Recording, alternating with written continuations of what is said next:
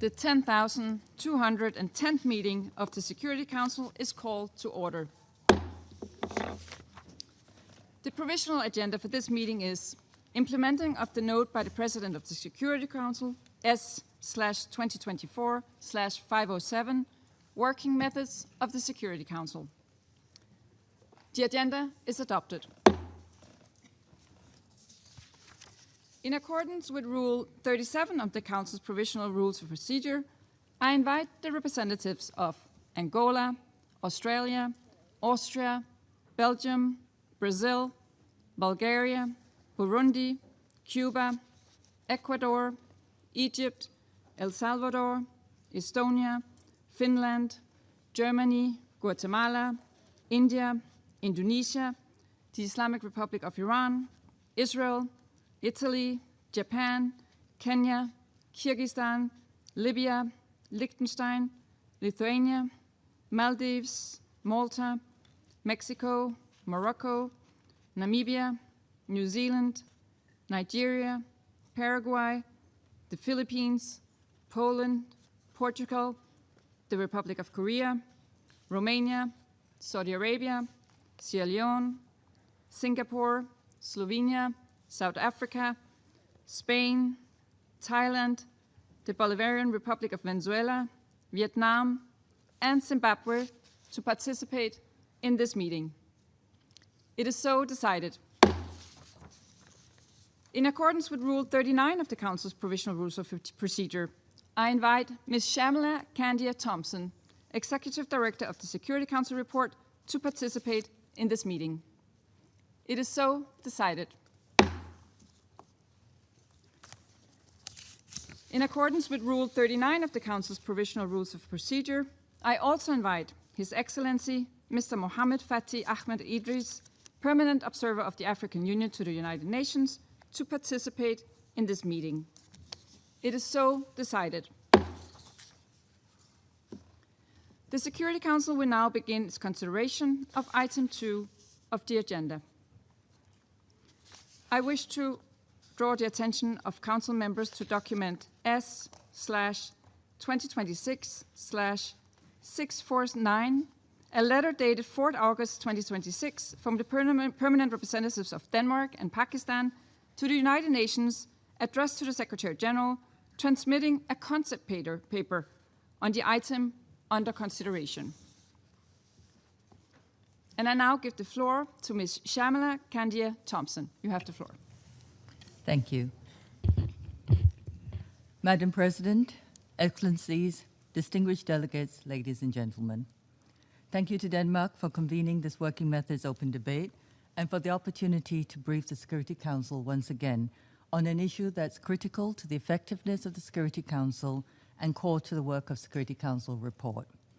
I thank Council members, other member states, UN colleagues, and our counterparts in civil society, without whose support and engagement SCR's work would not be possible. I would also like to express our appreciation to our SCAD colleagues for their dedicated work, including on this issue that we're discussing today. Security Council report has followed the Council's working methods closely for more than 2 decades. We have not just documented their evolution, but tracked how they are implemented. We have published several reports on working methods and maintained records of practices such as pen holding and the appointment of subsidiary body chairs.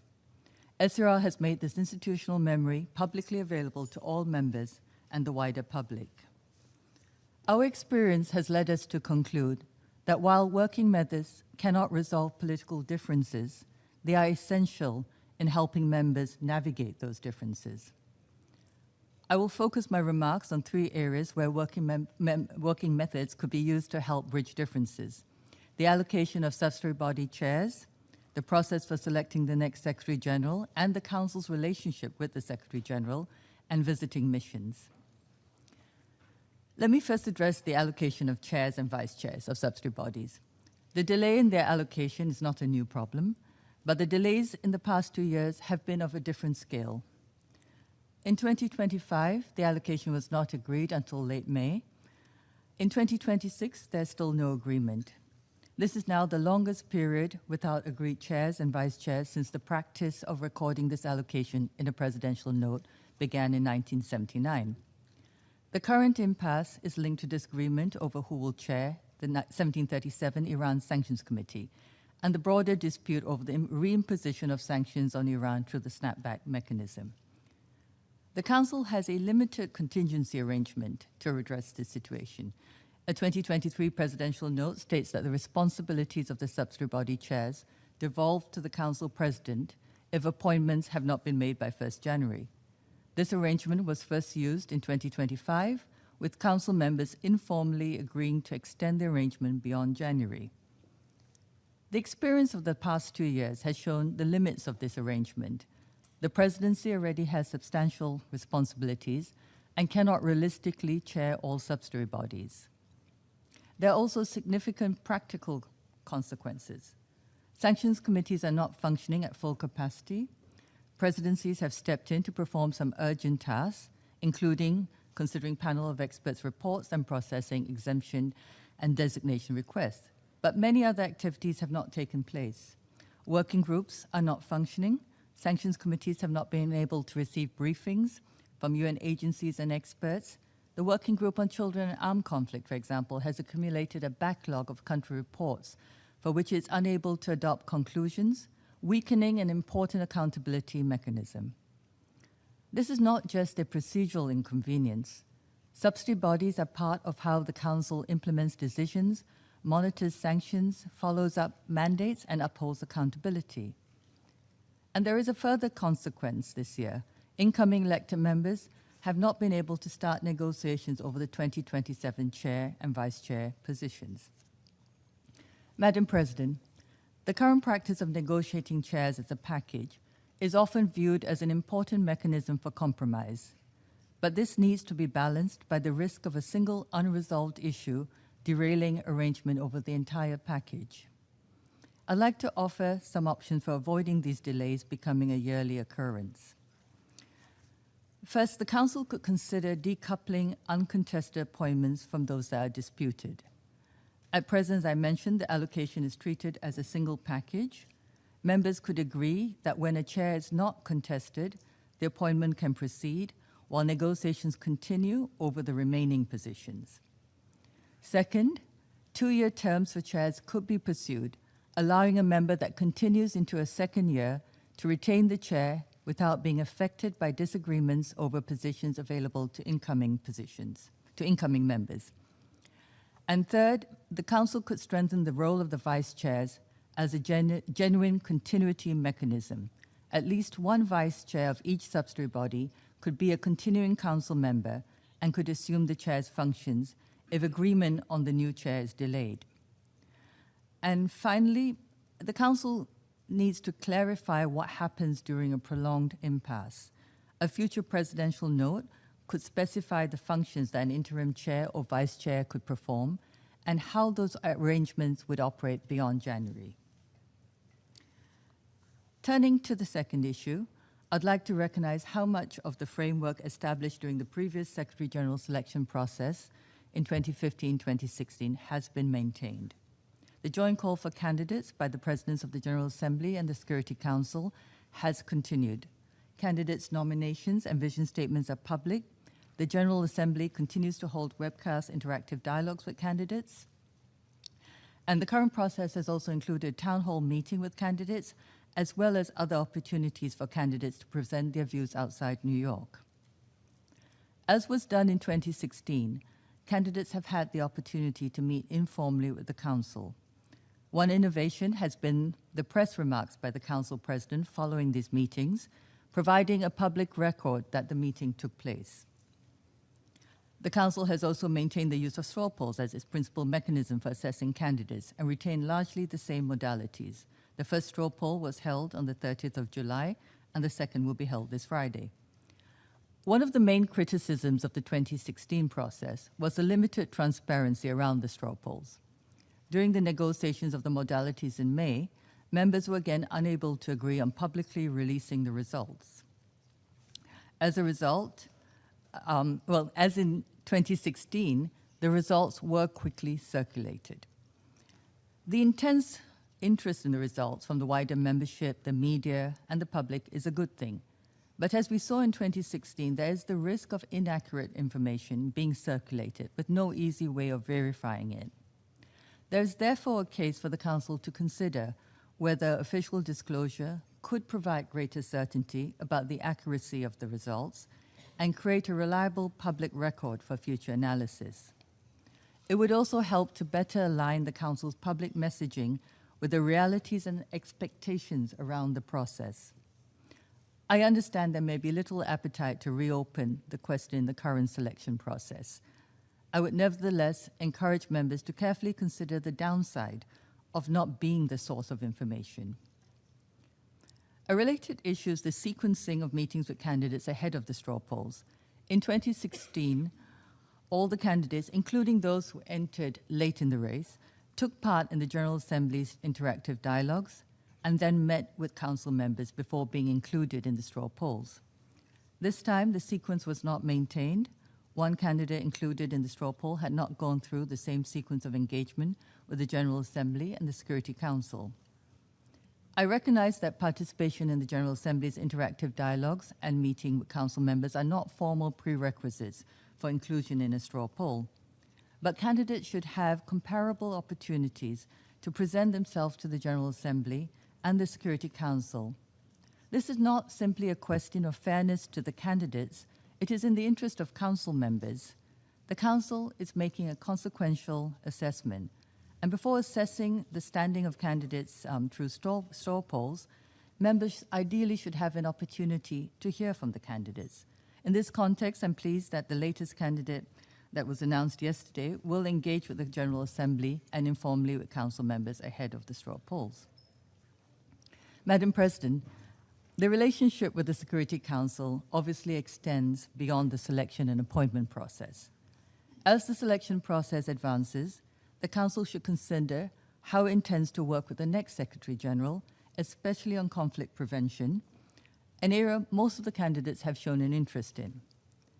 At times when the Council lacks unity to act decisively, the Secretary General's ability to balance discreet engagement with assertive action can make a critical contribution to conflict prevention and early warning. The UN is present in many countries. Through good offices, mediation, special representatives and envoys, regional political offices, and country teams, the UN is able to identify emerging risks and support efforts to prevent escalation.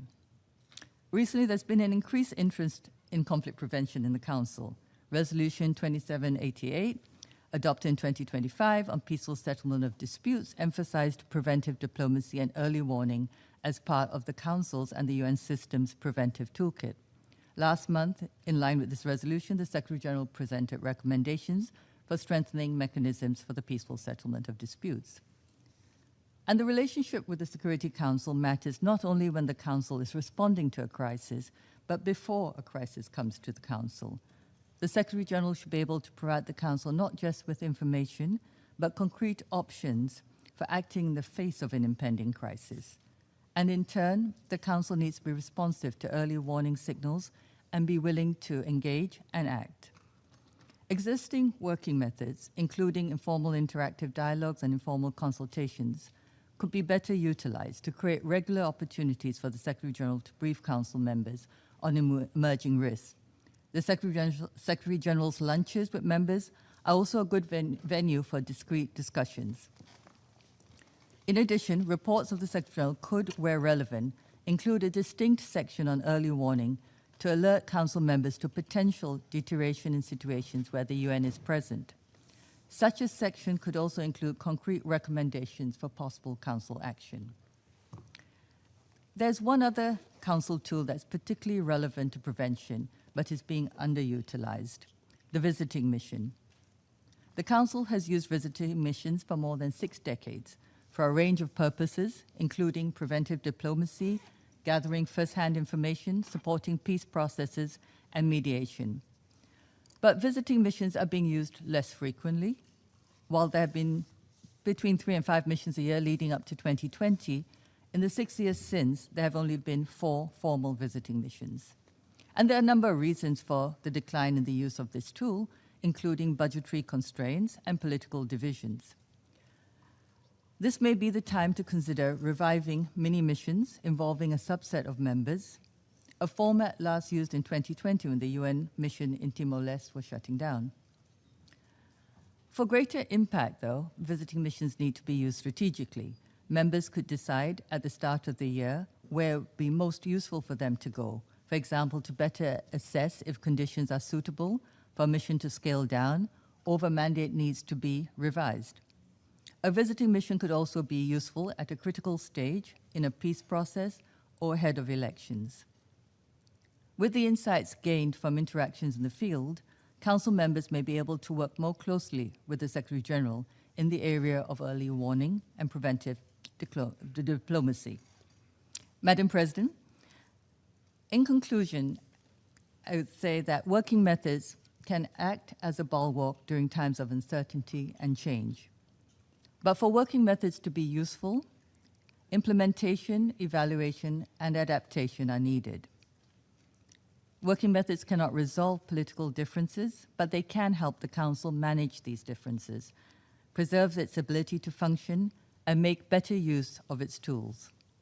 I hope this open debate will provide some new ideas towards this end. Thank you.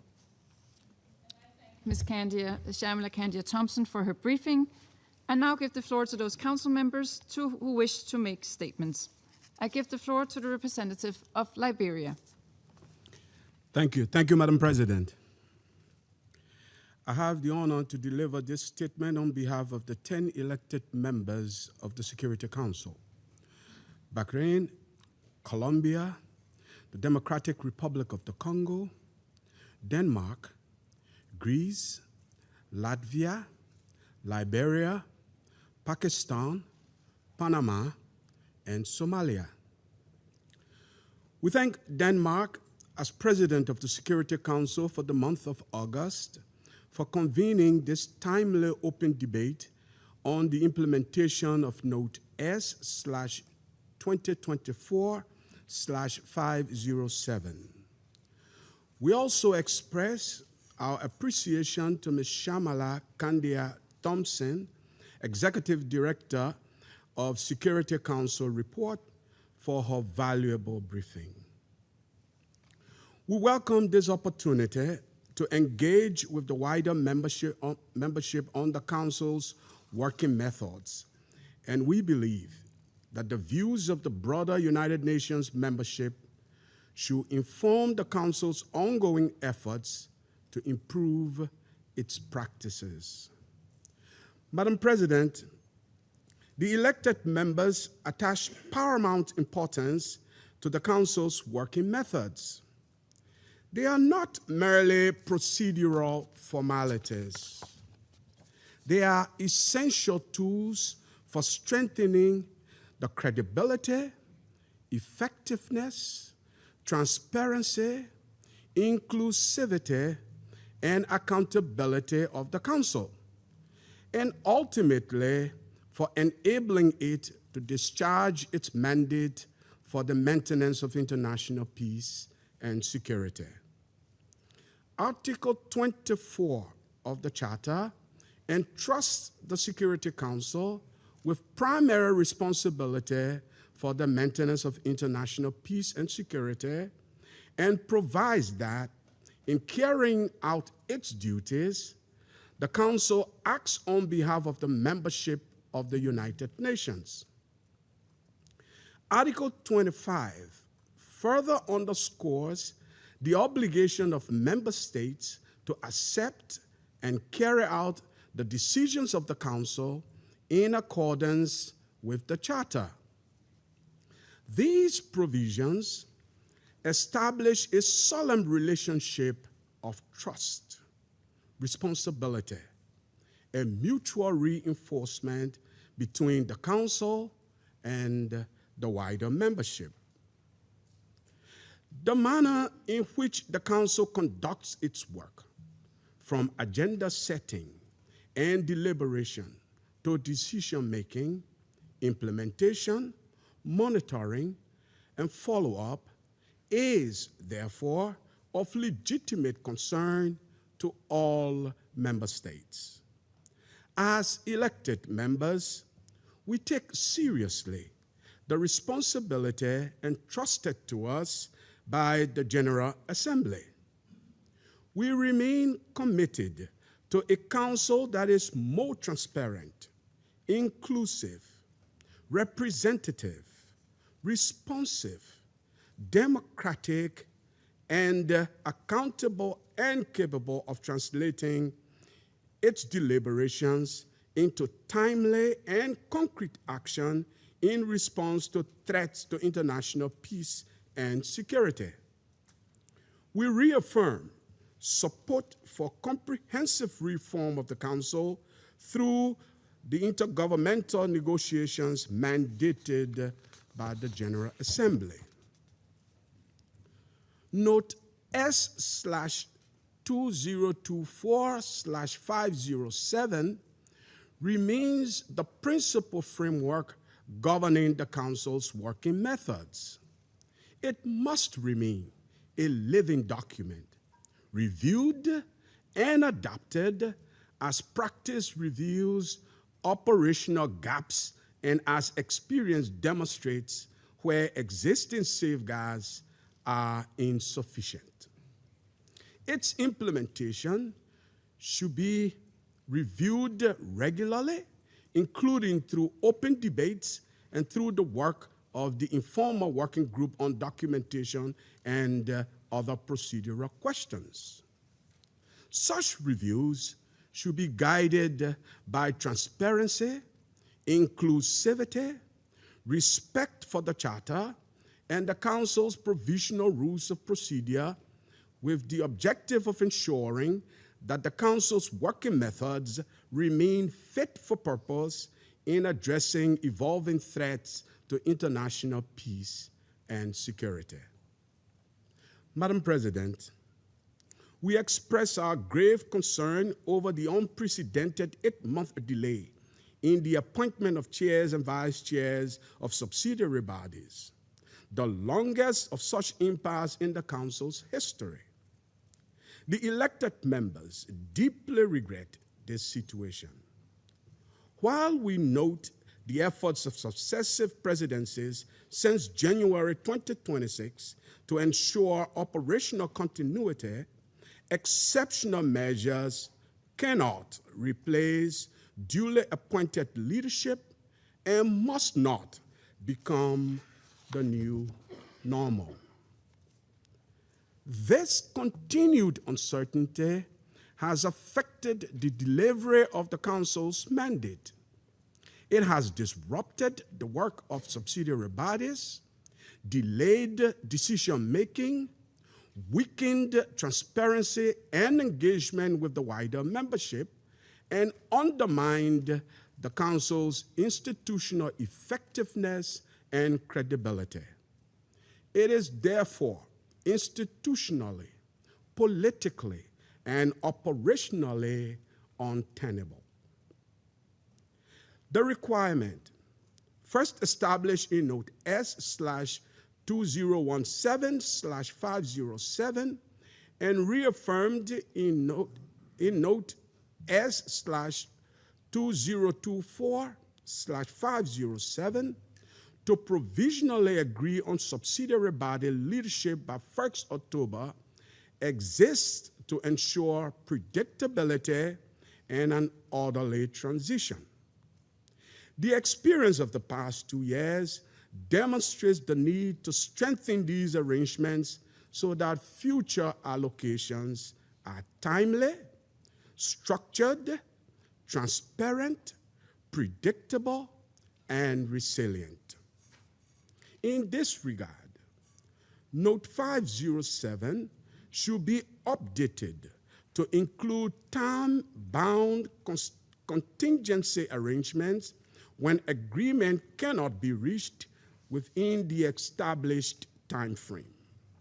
Such arrangements could include aligning the tenure of appointed chairs and vice chairs more closely with the 2-year mandate of elected members, coupled with interim leadership continuity provisions and enhanced clarity on the process with the meaningful participation of elected members from an early stage. These safeguards could preserve operational stability and avoid future institutional paralysis while respecting the principle of consensus. Madam President, beyond subsidiary bodies, the Council must continue to strengthen operational inclusivity, transparency, representativeness, and a sense of shared responsibility among all its members. The E10 represents 2/3 of the membership of this Council. Our united view is clear.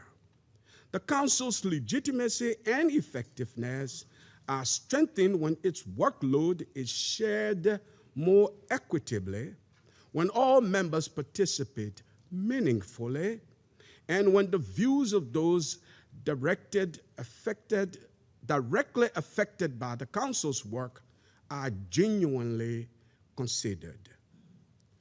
We therefore call for systematic shared penholdership and an equitable division of labor between permanent and elected members. All 50 members share responsibility for the Council's work and should have genuine opportunities to shape its agenda and outcomes. Elected members should be engaged from the outset in drafting and negotiating Council products, including on files traditionally led by permanent members, including through co-penholdership arrangements where appropriate. The conduct of penholders and co-penholders is equally important. Drafting and negotiations should be conducted in an inclusive, respectful, timely, and transparent manner, guided by objectivity and impartiality, while accounting for the views and concerns of all Council members. Penholders and co-penholders should also consult in an inclusive and respectful manner with countries directly involved in or specifically affected by matters under consideration. In doing so, the Council can improve the quality, legitimacy, and implementability of its decisions while strengthening unity and consensus. Equal access to documentation is also essential to fairness and effective participation. All Council members should receive the same level of access to documents concerning matters under active consideration, sufficiently early to permit meaningful examination and engagement. Although Note 507 includes relevant provisions in this regard, further efforts are required to streamline procedures and ensure that access to relevant documentation is automatic and equal for all members of the Council, including members of its subsidiary bodies. We also underscore the importance of continuity among outgoing, current, and incoming elected members. Timely access to meetings of the Council and its subsidiary bodies, informal consultations and communications, as appropriate and in accordance with Note 507, can help prepare incoming members to assume their responsibilities and contribute effectively to the Council's work while promoting equality. We reiterate the distinct and complementary importance of both Rules 37 and 39 of the Council's Provisional Rules of Procedure. Rule 37 is essential to ensure the participation of states directly affected by, specifically involved in, or with a direct regional interest in situations under the Council's consideration. Their perspectives provide essential political, contextual, and first-hand information and contribute to more informed deliberations. Rule 39, likewise, enables the Council to benefit from the expertise of the Secretariat, regional organizations, civil society, including women briefers and other relevant stakeholders. These rules should be applied fairly, clearly, and consistently, while preserving the Council's discretion to determine appropriate modalities. Participation should not be symbolic. It should lead to genuine consideration of the views and expertise presented to the Council.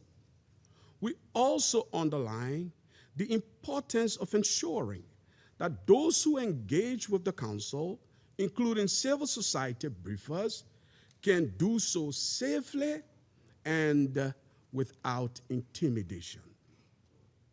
We further underscore the importance of continued cooperation and engagement with regional and sub-regional organizations in accordance with Chapter 8 of the Charter. Such cooperation can strengthen conflict prevention, mediation, burden sharing, and the Council's response to regional crises. In this context, the Council should continue to make effective use of regional perspectives and partnerships in addressing threats to international peace and security. The provisions contained in Note 507 on enhancing interaction and consultation with troop and the police contributing countries must also be fully implemented. Those who contribute personnel to United Nations peace operations bring indispensable operational experience and must be meaningfully consulted, particularly when mandates are established, renewed, or adjusted. Madam President, in the context of working methods, we also underscore the importance of greater emphasis on the Council's role in promoting the peaceful settlement of disputes in accordance with the Charter, as was also reaffirmed by United Nations Security Council Resolution 2788 of 2025. Preventive diplomacy, negotiation, mediation, conciliation, good offices, and other peaceful means remain indispensable tools for preventing disputes from escalating into threats to international peace and security. The Council's working methods should facilitate the timely consideration of emerging tensions, appropriate use of preventive tools, early engagement with the parties to a dispute before situation escalates into threats to international peace and security, and cooperation with relevant regional organizations. We also recognize the importance of targeted sanctions as a tool available to the Security Council for the maintenance of international peace and security.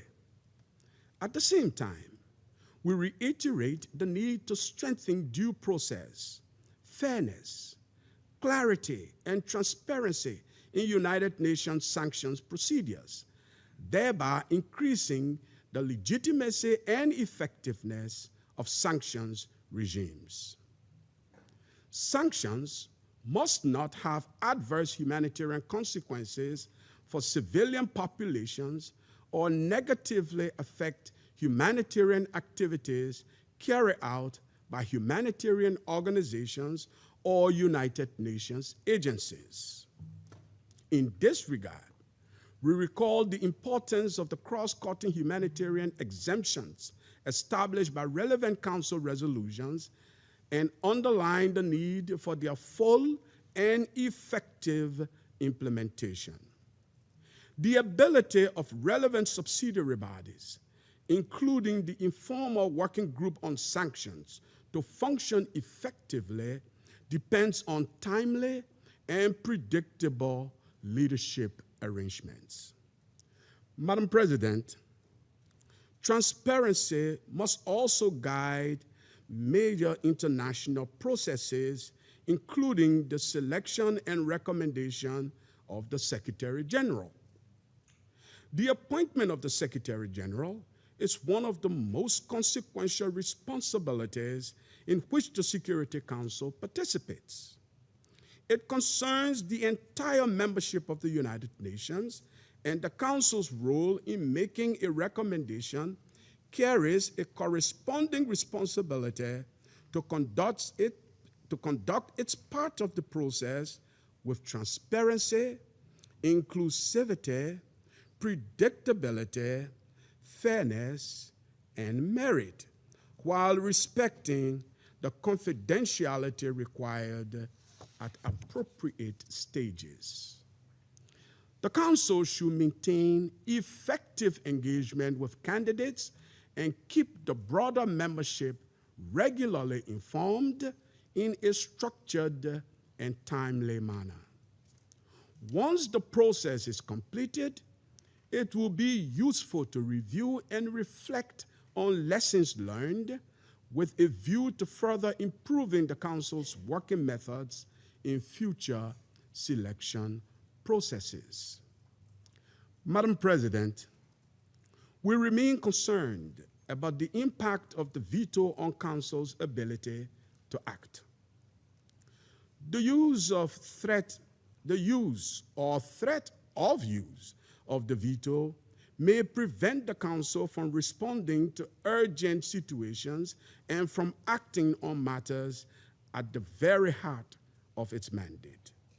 We recall the importance of General Assembly Resolution 76/262 in fostering transparency and accountability, and we encourage continued restraint in the use of the veto, particularly where the Council is called upon to prevent or respond to the most serious crimes of international concern or to address grave threats to international peace and security. No Council member should be shielded from the responsibility to explain its actions to the wider membership.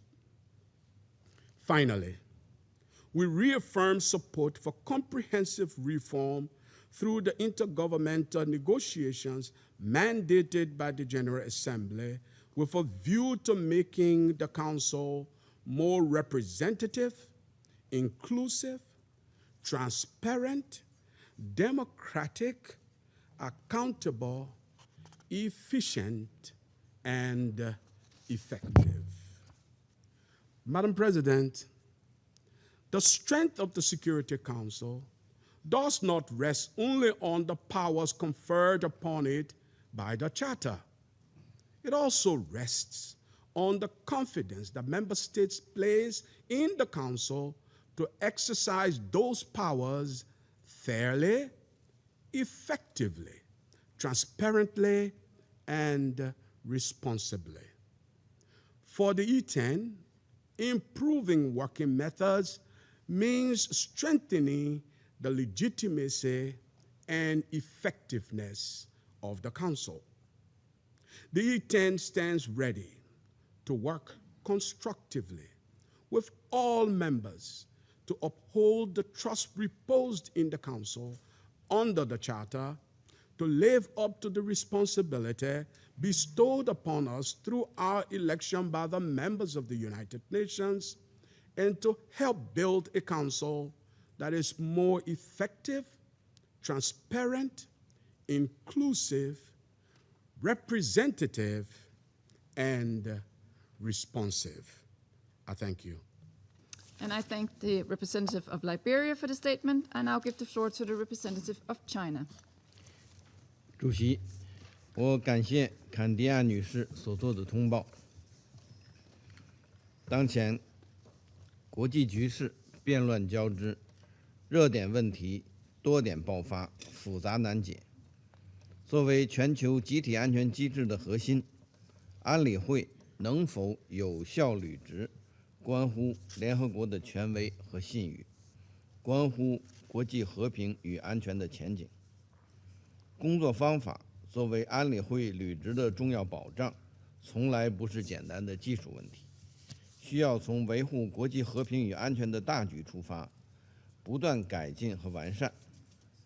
我愿强调以下几点：一是加强团结合作，凝聚广泛共识。团结合作是多边机制的活力之源，应始终作为安理会最核心的工作方法。无论是实质问题还是程序性问题，安理会成员都应相互尊重，充分协商，妥善管控分歧，全力寻求共识。一些决议草案尚存巨大争议，便被强行表决，不仅加剧了内部分歧，也让决议的政治分量和执行效果大打折扣。在此方面，执笔国作用至关重要。执笔国不是特权，而是责任，应秉持客观公正，广泛听取意见，并积极发挥协调作用，推动各方凝聚最大共识。二是坚持实事求是，服务政治进程。衡量安理会会议成果以及制裁、维和等工具的效用，要看能否从实际出发，建设性的推动热点问题的政治解决。要遵循联合国宪章第9章精神，为有关当事方对话谈判创造有利条件，支持地区国家和区域组织发挥斡旋调解作用，尽最大努力争取和平解决争端。要切实尊重当事国的主权和主导权，谨慎使用制裁、动武等强制手段。对于未能实现预期目标的制裁机制，要及时审查和调整，已经过时的应及时消除。要支持政治维和特派团聚焦核心职责，同当事方密切合作，并根据当地实际情况需要调整授权和部署，加强履职能力。特派团的转型和撤出应平稳有序，避免对当地局势造成冲击。三是采取务实举措，提升工作成效。安理会要根据形势变化，及时调整审议周期。安理会合理安排综合性议题的讨论，尽可能减少内容重复的会议。要灵活选择会议形式，适当增加内部磋商，促进各方坦诚高效沟通。要改进文风，使成果文件更加简洁明确。轮值主席要发挥好协调作用，将日程和通报人等安排，听取其他成员意见，体现对成员国和当事方的应有尊重。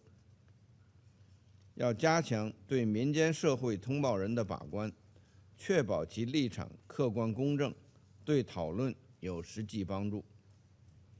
安理会成员要严格遵守彼此间达成的共识和谅解，不断增进互信和相互理解，我们支持安理会成员就下属机构主席安排加紧协商，尽快化解分歧，并积极探讨解决此类问题的创新思路。4是凝聚全球合力，维护安理会权威。安理会负有维护国际和平与安全的首要责任，其地位和作用无法替代。一个团结有力的安理会，符合世界和平稳定的需要，符合广大会员国的共同利益。我们呼吁各国积极支持安理会工作，严格落实安理会决议，共同维护安理会权威，抵制绕开联合国、架空联合国的非法单边行径。常任理事国要发挥带头作用，秉持公道正义，切实展现大国担当。主席，作为常任理事国和负责任大国，中方始终建设性参与安理会工作。我们愿继续同各方一道，坚持多边主义，加强团结合作，共同支持安理会改进工作方法，提高履职能力，为推动建设持久和平、共同安全的世界发挥更大的作用。谢谢主席。I thank the representative of China for the statement, and I now give the floor to the representative of the United States. Thank you, Madam President. Many thanks to Denmark for convening this important debate, and thank you to today's briefer. We welcome the opportunity to discuss what aspects of the Council's working methods serve us well and where there may be opportunities for improvement. Madam President, this Council's work, both substantive and procedural, must serve the interests of UN member states. Recent events, unfortunately, suggest that this Council's working methods are not being respected. For example, the Security Council plays a critical role in recommending the next Secretary General as mandated in the UN Charter. The United States takes this responsibility very seriously. The intergovernmental process to identify the next Secretary General must allow for the selection of the best candidate, one who demonstrates the highest standards and qualifications for the position. This is why the United States takes exceptional issue with the President of the General Assembly's overreach and irresponsible actions in this process, the sum of which may serve to undermine the important selection process. The PGA has sent this Council 2 letters insinuating that it acted improperly, invoking transparency, fairness, and inclusion. This Council has respected the selection process as set forth in Resolution 79-327 on the revitalization work of the General Assembly. The PGA, in contrast, has not. The President's actions expose a hypocrisy and reflect poorly on the General Assembly's work writ large. On July 23rd, the PGA convened a town hall with candidates and used it to conduct an audience survey, soliciting feedback on candidates' performance and opinions. This survey was a complete surprise to the candidates themselves and to the observers. Most people who voted in the poll have no official role in the selection process of the Secretary General. This polling was unfair, untransparent, and unprecedented. Resolution 79-327 does not direct the President of the General Assembly to conduct polls or surveys of candidates in any form. The PGA knew this and did it anyway. The PGA continues a trend of UN leadership fancying themselves as diplomatic superstars rather than chief administrative officers. In a second letter, PGA Baerbock asked this Council not to consider candidates that did not participate in a General Assembly dialogue. The President of the Security Council has already answered her letter, but it bears repeating. The joint letter on nominations is unambiguous This council may consider candidates who never participate in a General Assembly dialogue. Finally, Madam President, we would like to thank the Security Council Affairs Division and other members of the Secretariat for their continued operational legwork behind the scenes, providing essential support for this council's work. Their outstanding professionalism is noteworthy. Thank you. I thank the representative of the United States for the statement, and I now give the floor to the representative of France. Madame la Présidente, je remercie tout d'abord Madame Shamala Kandia-Thompson pour sa présentation. C'est toujours un plaisir de vous accueillir pour ce débat annuel. Et je souhaite saluer le fait que depuis plus de 20 ans, Security Council Report contribue à faire évoluer les méthodes de travail du Conseil de sécurité. Celles-ci sont le vecteur par lequel ce Conseil accomplit le mandat qui lui a été donné par la Charte. Ce sont à travers elles que le Conseil remplit son rôle en matière de paix et de sécurité internationale. Il est donc de notre responsabilité constante et collective de nous assurer que la manière dont le Conseil organise son travail soit garante d'un multilatéralisme ouvert et efficace, fondé sur des valeurs universelles et encadré par le droit. Je ferai 3 remarques. Tout d'abord, le Conseil est un organe exécutif. Si l'on veut qu'il puisse préserver la paix et la sécurité internationale, il ne peut être réduit à une fonction tribunicienne. Son caractère décisionnel et opérationnel doit donc être préservé. La question de la limitation du nombre de réunions, et en particulier celle de la question d'un recours raisonné au débat ouvert, ainsi qu'une réflexion sur le nombre d'intervenants ou la maîtrise des temps de parole, sont à cet égard essentielles. L'adaptation du format de la réunion par rapport à l'objectif recherché est également cruciale. Les réunions publiques sont utiles car elles contribuent à la transparence des travaux du Conseil et permettent de faire entendre d'autres voix, y compris féminines, comme celle de la société civile. Mais il faut aussi préserver un cadre de dialogue franc et sincère entre les membres du Conseil à travers des temps d'échange à huis clos. Il faut que les travaux du Conseil ne perdent jamais prise avec la réalité de terrain qu'ils entendent traiter. Des efforts de concision et de clarté dans les textes produits par le Conseil sont nécessaires, à commencer par les mandats des opérations de paix. La France y prend toute sa part pour les mandats sur lesquels elle est plume. Deuxièmement, de meilleures méthodes de travail ne remplaceront jamais l'esprit de responsabilité et de compromis. Nous devons certes réfléchir en continu à nos pratiques et les faire évoluer.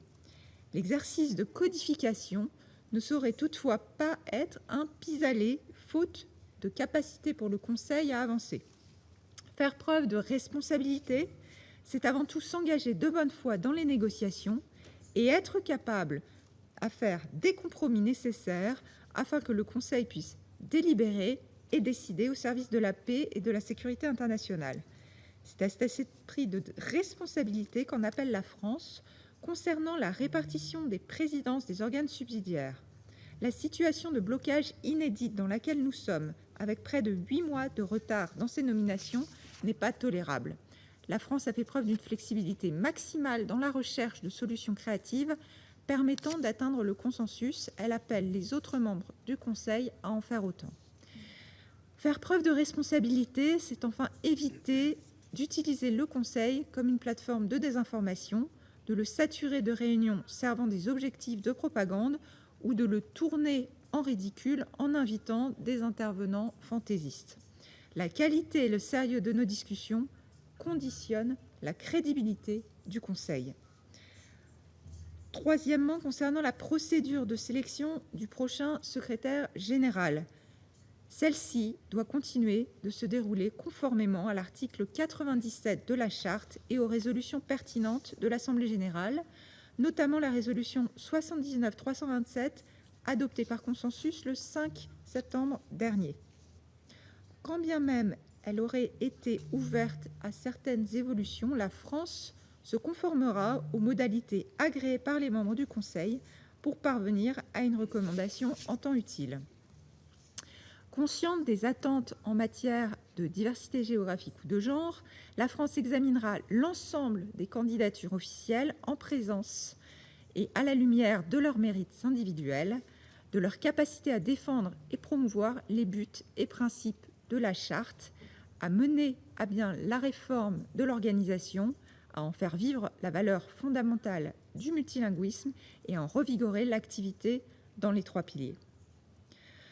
Je conclurai en disant qu'au-delà de ces méthodes de travail, c'est le Conseil lui-même qui doit évoluer. La France promeut une réforme ambitieuse de sa composition qui doit gagner en représentativité par un élargissement de ces 2 catégories de membres, permanents et non permanents. Les membres permanents doivent enfin faire un usage raisonné du veto. La France porte ainsi depuis 2015 avec le Mexique une initiative proposant la suspension volontaire et collective du veto en cas d'atrocité de masse. Celle-ci connaît dernièrement comme initiative une forte dynamique soutenue désormais par 121 États. Nous appelons les États, y compris les membres permanents, à rejoindre cette initiative. Je vous remercie. And I thank the representative of France for the statement. I now give the floor to the representative of United Kingdom. Thank you, Madam President. And I thank our briefer, Ms. Shamala Kandia-Thompson, for sharing with us your suggestions and your considerable expertise. The United Kingdom welcomes this annual debate. It is an opportunity to hear the views of Council members and the wider UN membership alike on where current Council procedures support advancing the maintenance of international peace and security, as well as thoughts on how these might be refined further. Underpinning the United Kingdom's approach to working methods is our desire for an action-oriented Security Council. A council that is able to build consensus and to reach compromises through constructive and informed debates. A council in which we review the rhythm of meetings to ensure that time is adequately preserved for today's threats to international peace and security. And a council in which we recognise the importance of transparency and accountability alongside the principle of confidentiality where that is required. Our collective endeavour to select the next Secretary-General of the United Nations should continue to be guided by Article 97 of the Charter and by the processes outlined in the joint letter of 25 November 2025 and GA Resolution 79327.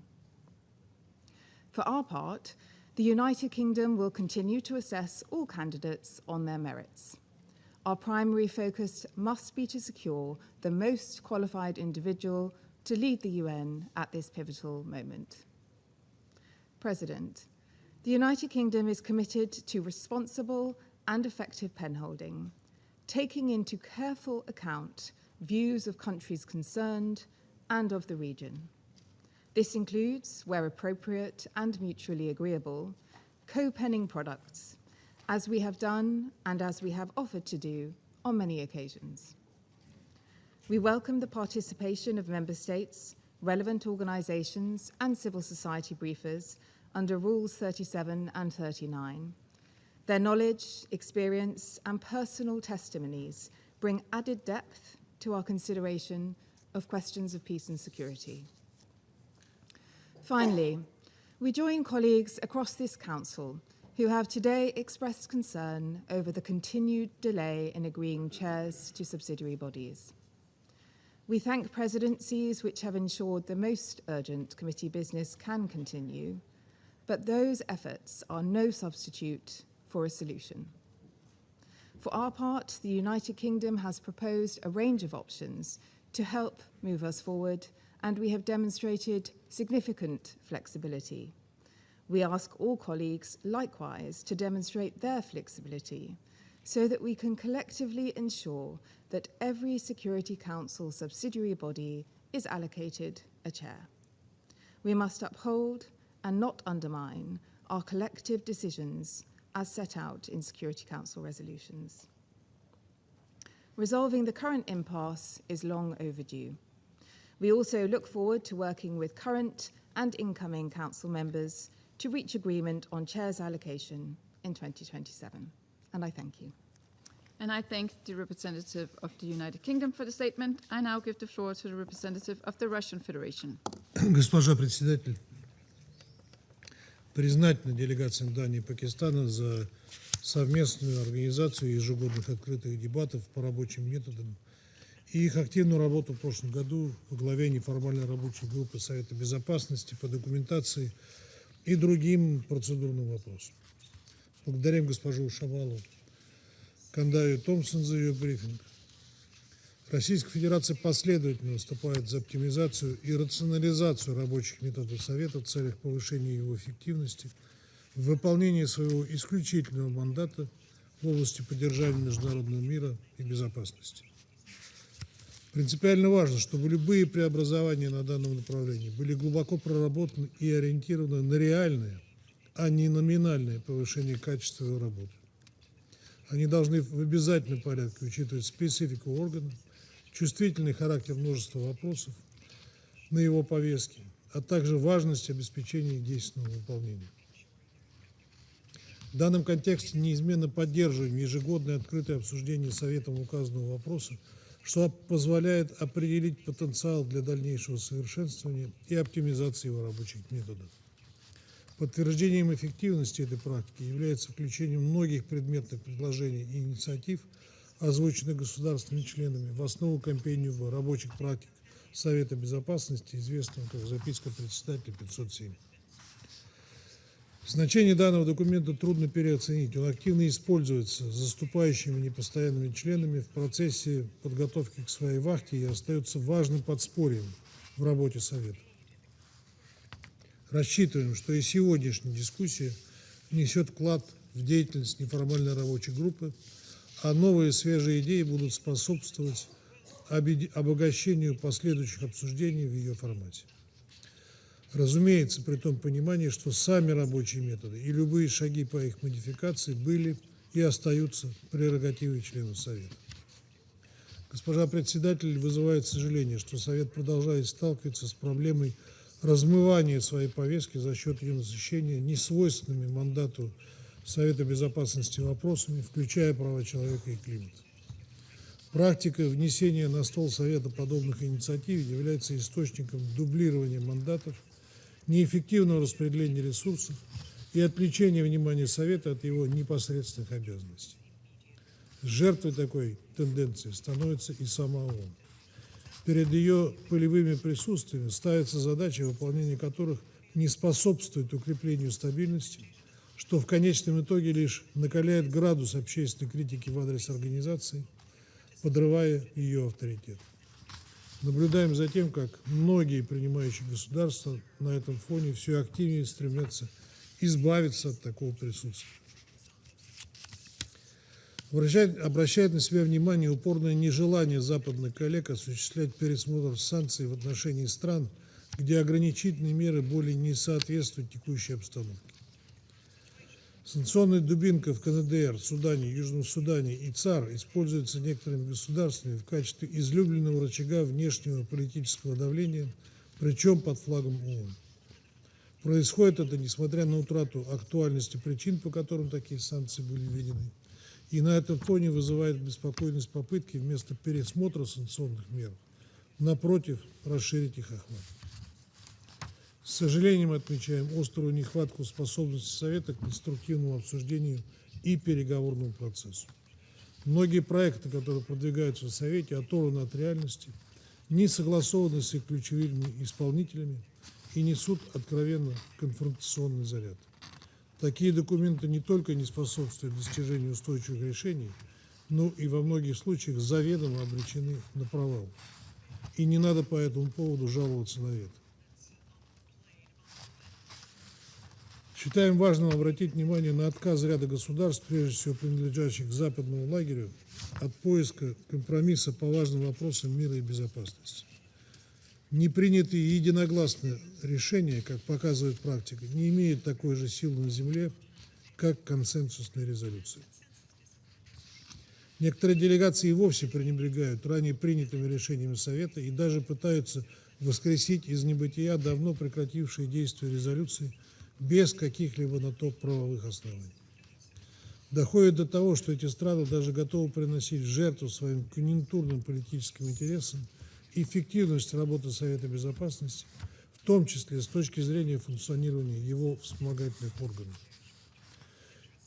Искусственные попытки увязывать назначение их председателей с необоснованными односторонними требованиями отдельной группы государств не только еще более усугубляют противоречия между членами Совета, но и попросту негативно сказываются на его деятельности на самых разных направлениях. А в этом тем странам, в том числе некоторым постоянным членам Совета, которые говорят на эту тему, некого винить, кроме самих себя.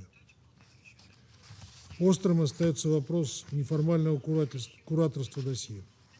Пенхолдерами по большинству вопросов по-прежнему выступают лишь 3 делегации. Несмотря на давным-давно утерянный некоторыми из них статус метрополий, они по-прежнему исходят из собственной исключительности, выступая с менторских позиций в отношении других государств или даже регионов. Мнение принимающей стороны региональных игроков, зачастую лучше владеющих ситуацией на Земле, а порой и представителей секретариата ООН, игнорируется. Россия последовательно выступает за расширение круга неформальных кураторов, прежде всего за счет непостоянных членов Совета Безопасности. В этой связи считаем полезным продолжение дискуссий по этому вопросу о неформальной рабочей группе СБ по документации. Особое внимание при этом уделяем учету мнений африканских государств. Сохраняется проблема методологии согласования резолюций Совета Безопасности. Работа часто ведется в режиме искусственного цейтнота, не позволяющего провести комплексное экспертное изучение документов. Как результат, откровенно сырые документы дают неясные поручения секретариату, а зачастую и нереалистичны по своим целям и задачам.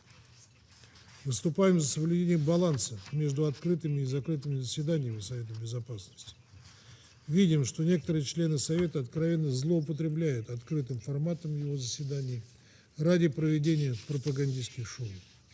При этом чувствительные для них вопросы они предпочитают рассматривать за закрытыми дверями. Неоднократно указывали на перегруженность документооборота Совета. Ежегодно Совет Безопасности производит несколько сотен документов, добавленная стоимость некоторых из которых, увы, сомнительна. В свою очередь, последовательно исходим из того, что итоговые продукты СБ должны быть четкими, лаконичными, ясными для понимания и, главное, ориентированными на результат. В этом году перед Советом стоит весьма ответственная задача отбора кандидатов на пост следующего генерального секретаря ООН. Отмечаем, что данный процесс должен развиваться строго в соответствии со статьей 97 Устава ООН, определяющей распределение ролей в данном вопросе между Советом Безопасности и Генеральной Ассамблеей. Благодарю вас. And I thank the representative of the Russian Federation for the statement. I wish to remind all speakers to limit their statements to no more than 5 minutes in order to enable the Council to carry out its work expeditiously. The flashing light on the microphone will prompt speakers to bring about their remarks to a close after 5 minutes. And I now give the floor to the representative of the Republic of Korea. Madam President, I thank Denmark for convening today's open debate and Ms. Jamala Thompson for her insightful briefing. I also thank Pakistan for its contribution in this topic. The working methods of the Security Council are not simply a matter of procedure. How the Council deliberates, whose voices it heeds, and how it builds agreement will directly affect its ability to fulfill the primary responsibility entrusted to it by the UN Charter, the maintenance of international peace and security. The Republic of Korea believes that the implementation of Note 507 should focus on translating agreed principles into practice, while addressing the gaps that may emerge in this process. Today, I would like to highlight 3 points, drawing on our recent experience as a Council member between 2024 and 25. First, prolonged delays in the appointment of chairs of subsidiary bodies should be resolved promptly so that the Council can effectively fulfill its duties under the Charter. It is important for the Council to avoid situations in which procedural difficulties impede the implementation of the very mandates it has established. The Security Council's practice of appointing chairs as part of an overall package has clear benefits. This practice has been fairly successful in striking a balance between members' preferences and the effective functioning of the Council. Having said that, these benefits should not come at the cost of prolonged disruption to the work of subsidiary bodies. An appointment delayed may, in effect, amount to an appointment denied. And if the effective functioning of the subsidiary body is hampered over time, the Council's institutional memory may fade, damaging the authority and credibility of the Council. Note 507 calls for early consultations on the chairs of subsidiary bodies for the following year and for a provisional agreement to be reached by October 1st. It also contains a contingency measure in case agreement has not been reached by January 1st, which is to have the Council President assume the responsibilities of the chair of all subsidiary bodies. This is a heavy burden to the President. While the current situation demands a real political solution, one possible interim solution to reduce the burden on the Council President and better preserve the Council's institutional memory is to have the presidents of the previous and following months assist the President of the month, thereby forming some sort of troika. This can be achieved without amending Note 507. Second, penholders needed to engage more systematically with relevant non-council members from an early stage of drafting, particularly with states directly involved or specifically affected. The views of relevant non-council members can help the Council develop a clearer understanding of the situation and better assess how its decisions may affect them. The more we listen, the closer we get to a solution. Such an engagement would not diminish the Council's decision-making authority. Rather, it would contribute more informed, effective, and inclusive Council decisions. This is why Note 507 encourages penholders to consult a broader UN membership from an early stage of drafting. To translate these principles into practice, relevant states should have an opportunity to engage with penholders early enough for their views to be meaningfully considered, rather than merely reacting to a text that is largely finalized. In this regard, each month, the incoming President of the Council can remind and encourage the penholders to engage with non-council members as it prepares the program of the work for the next month. Third, we should continue to strengthen the transparency and inclusivity of the process for selecting the next Secretary General. As the selection process is now underway, the question is not only who will become the next SG, but also whether candidates possess the vision, judgment, and leadership needed to lead the United Nations through the complex challenges it faces. For the wider membership, the General Assembly's interactive dialogue provide a useful opportunity to hear directly from candidates and express their views and expectations, while fully respecting the confidential nature of the Council's deliberations and its distinct role under the Charter. Timely communication with the wider membership on key developments in the selection process could enhance the transparency and inclusivity of the process, and will definitely be beneficial to the Council as well. This is again where the Council President can play a particularly important role. In this regard, Note 507 already has provided a useful guidance that we can follow. Madam President, improved working methods per se cannot solve all the problems associated with the Council's conduct of business. But sound working methods can surely reduce the risk of institutional paralysis and enable the Council to better reflect the will of the peoples of the United Nations.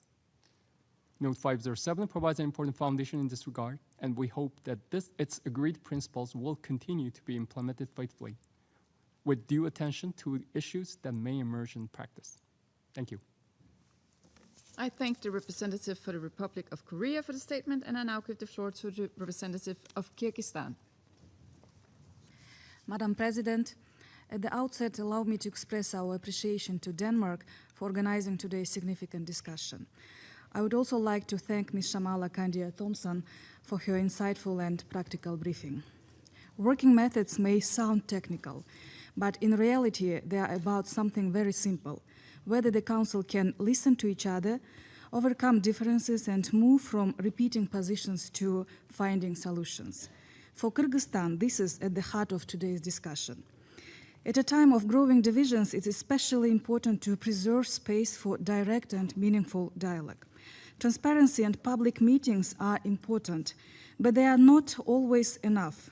The Council should also make better use of informal formats when they can help members speak more openly, better understand each other's concerns, and look for common ground.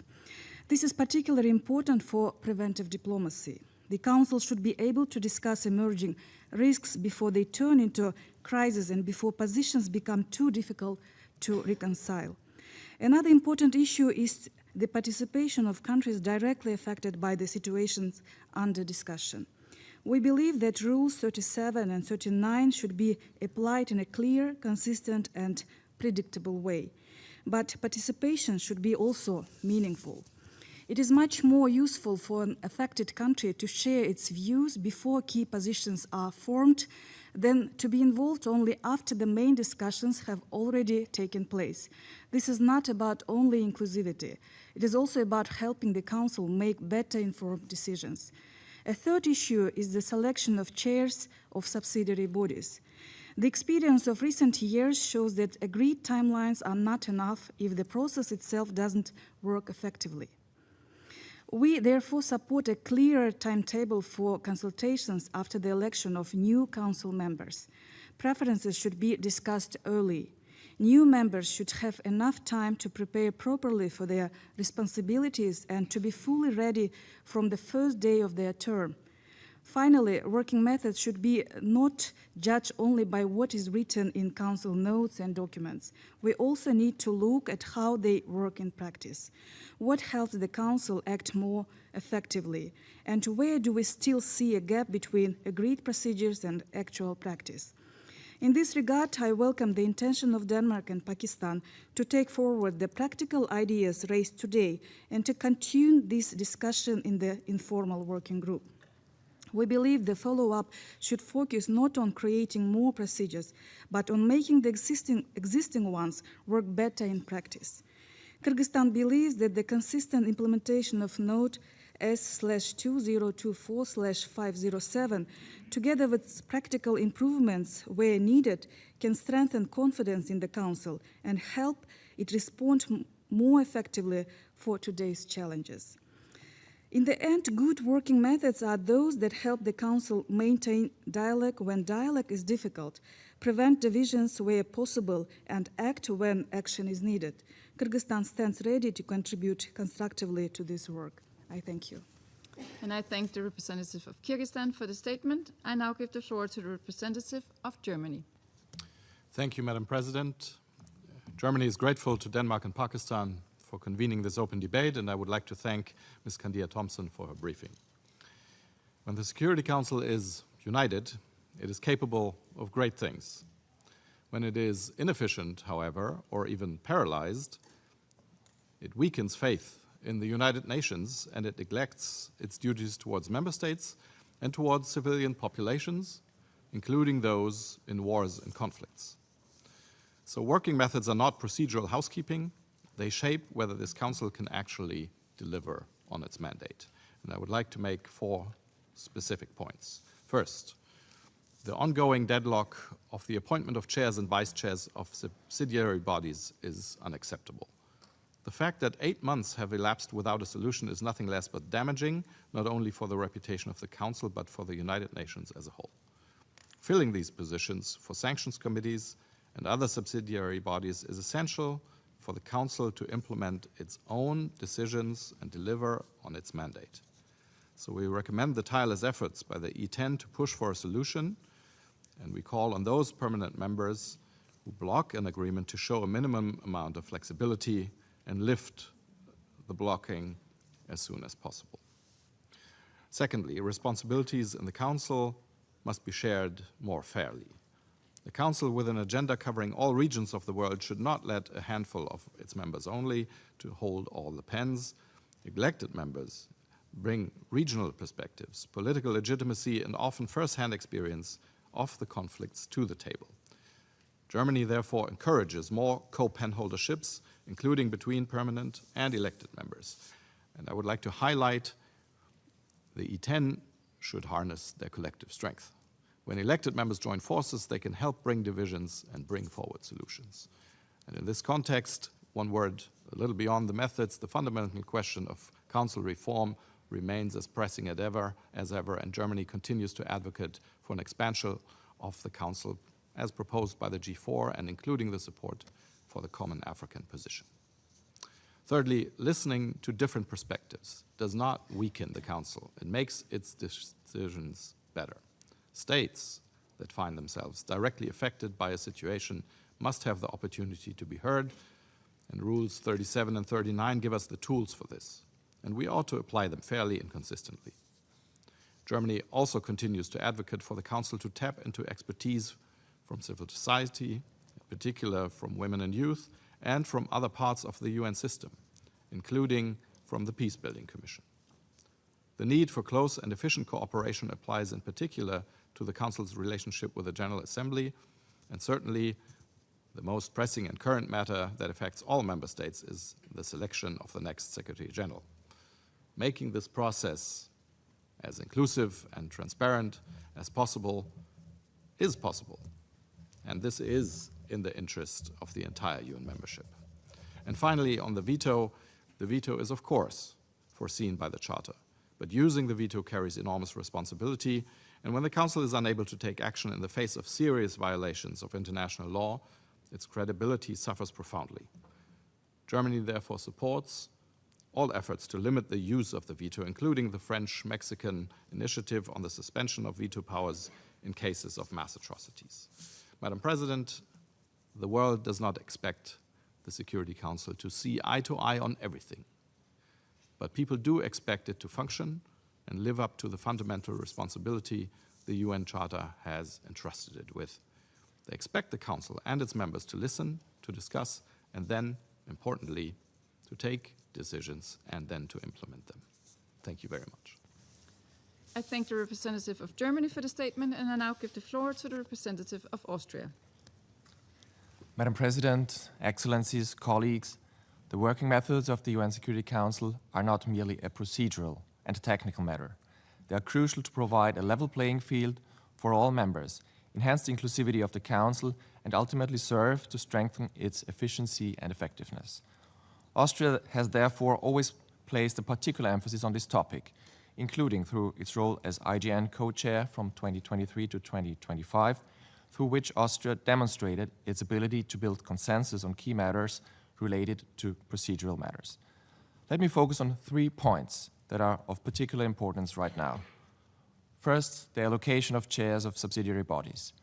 We note with regret the unprecedented situation this year, which has a great impact on the ability of the subsidiary bodies to perform their work, raises questions of efficiency, and puts an unnecessary additional burden on the monthly presidencies of the Council. We appreciate efforts to update Note 507 with a view to partially alleviating this issue in similar cases in the future. We would also be open to discussing a greater role for remaining vice chairs in cases where the appointment of new chairs is delayed, as also recommended by the briefer Shamala Kandia-Thompson. Second, on transparency towards the wider membership. According to Article 24 of the Charter, the Council acts on behalf of all members. This requires a certain degree of transparency of the Council's deliberations, work, and decision-making towards the wider membership. This can and should be ensured by making full use of instruments of transparency, such as monthly wrap-in and wrap-up meetings. However, closed meetings and consultations remain a key instrument to ensure candid and frank discussions and the ability to deliberate options for Council action in private. Austria also appreciates the important improvements in the Council's annual report, which Austria is looking forward to building upon as the Council member tasked with the drafting of the introduction of the annual report for next year. Third, on inclusivity. The legitimacy of the Council's outcomes also rests on the inclusivity of its work. In this regard, Austria welcomes the increase of the Council's practice on co-PAN holderships, which ensure an increased participation of the elected members in the decision-making processes of the Council. The Council should also continue and enhance its practice of consultations with troop and police contributing countries ahead of mandate renewals. In this regard, we encourage Council members to consult broadly with countries concerned, host countries, regional partners, and troop and police contributing countries before tabling draft resolutions.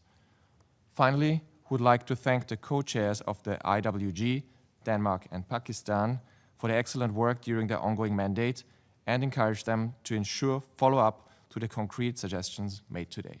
and I thank you. And I thank the representative of Austria for the statement, and now give the floor to the representative of Egypt. السيدة الرئيسة، أود أن أتقدم بالشكر لكم على عقد هذه الجلسة الهامة اليوم. إن مناقشة أساليب عمل مجلس الأمن تأتي في صميم النقاش حول شرعية المجلس وفاعليته ومصداقيته. فالمجلس وفقا للمادة 24 من الميثاق يمثل جميع أعضاء الأمم المتحدة، ومن ثم يتعين أن تعكس أساليب عمله أعلى درجات الشفافية والشمول والمساءلة.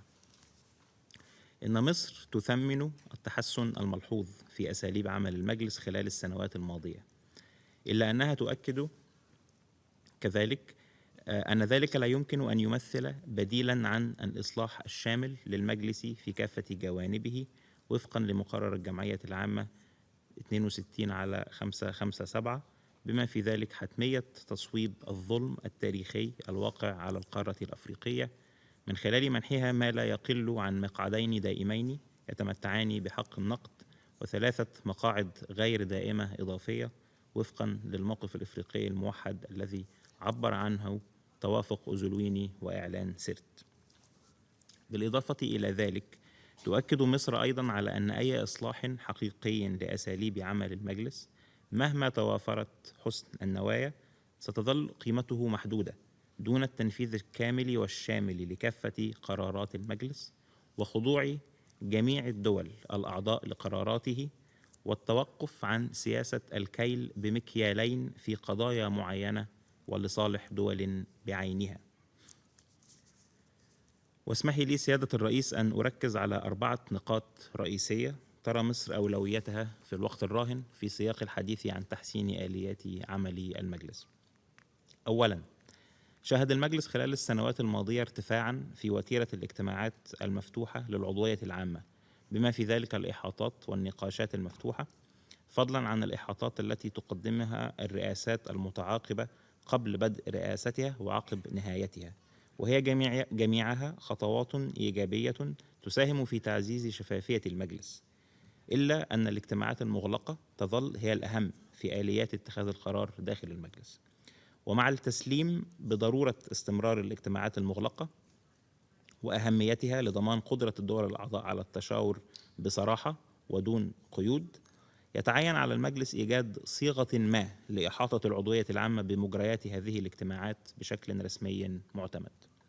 ثانياً، نشيد بالتحسن الملحوظ الذي طرأ على مسألة حمل القلم داخل المجلس، إلا أننا نظل على ثقة في إمكانية إجراء المزيد من التحسينات على هذه المسألة شديدة الأهمية، بما في ذلك المزيد من إشراك الدول المعنية من خارج أعضاء المجلس والمنظمات الإقليمية لضمان اتساق قرارات المجلس مع الواقع على الأرض. بالإضافة إلى ذلك نؤكد على ضرورة بدء المشاورات حول مخرجات المجلس في وقت مبكر لضمان أن يحصل جميع الأعضاء على الوقت الكافي لدراسة النصوص والمساهمة في صياغتها بشكل فعال. ثالثاً، تعاني مسألة اختيار رؤساء الهيئات الفرعية بالمجلس خلال السنوات الماضية من صعوبات غير مبررة وغير مفهومة تكشف عن الفجوة الكبيرة بين الدول في تنفيذ التزاماتها لتحسين ورفع كفاءة عمل المجلس. يتعين على الدول الأعضاء الالتزام بما ورد في المذكرة 507 في هذا الشأن، ووضع مسار زمني واضح يتضمن أجلاً محدداً للانتهاء من اختيار رؤساء الهيئات، والإعلان عن ذلك للدول الأعضاء قبل بداية كل عام، بما يضمن استمرار تلك الهيئات في القيام بالمهام الجسيمة المنوطة بها.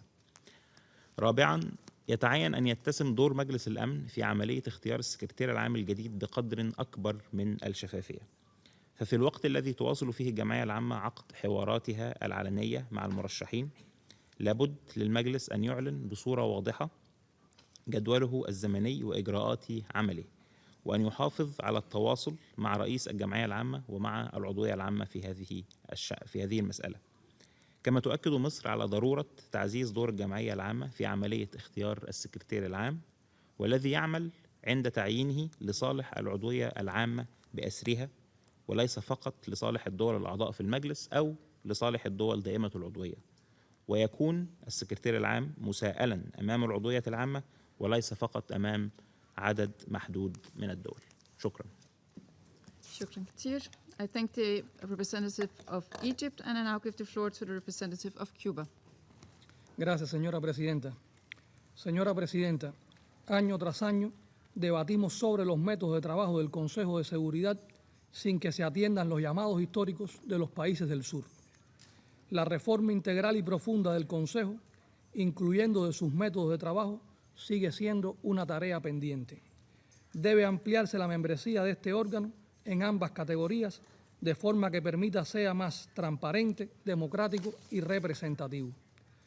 Debe eliminarse el antidemocrático poder de veto, que continúa obstaculizando la adopción de decisiones esenciales y debilitando la credibilidad del Consejo de Seguridad.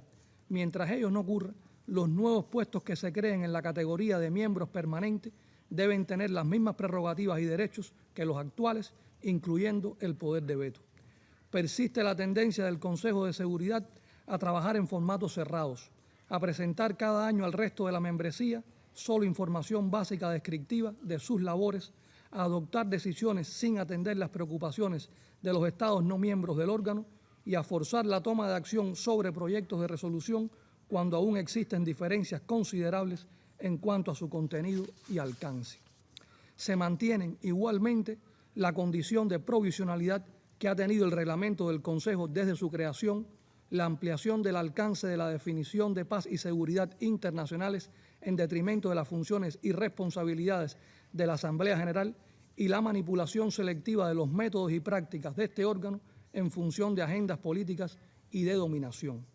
La potencia militar más poderosa que ha conocido la humanidad menoscaba cotidianamente el papel del Consejo de Seguridad en la preservación de la paz y la seguridad internacionales.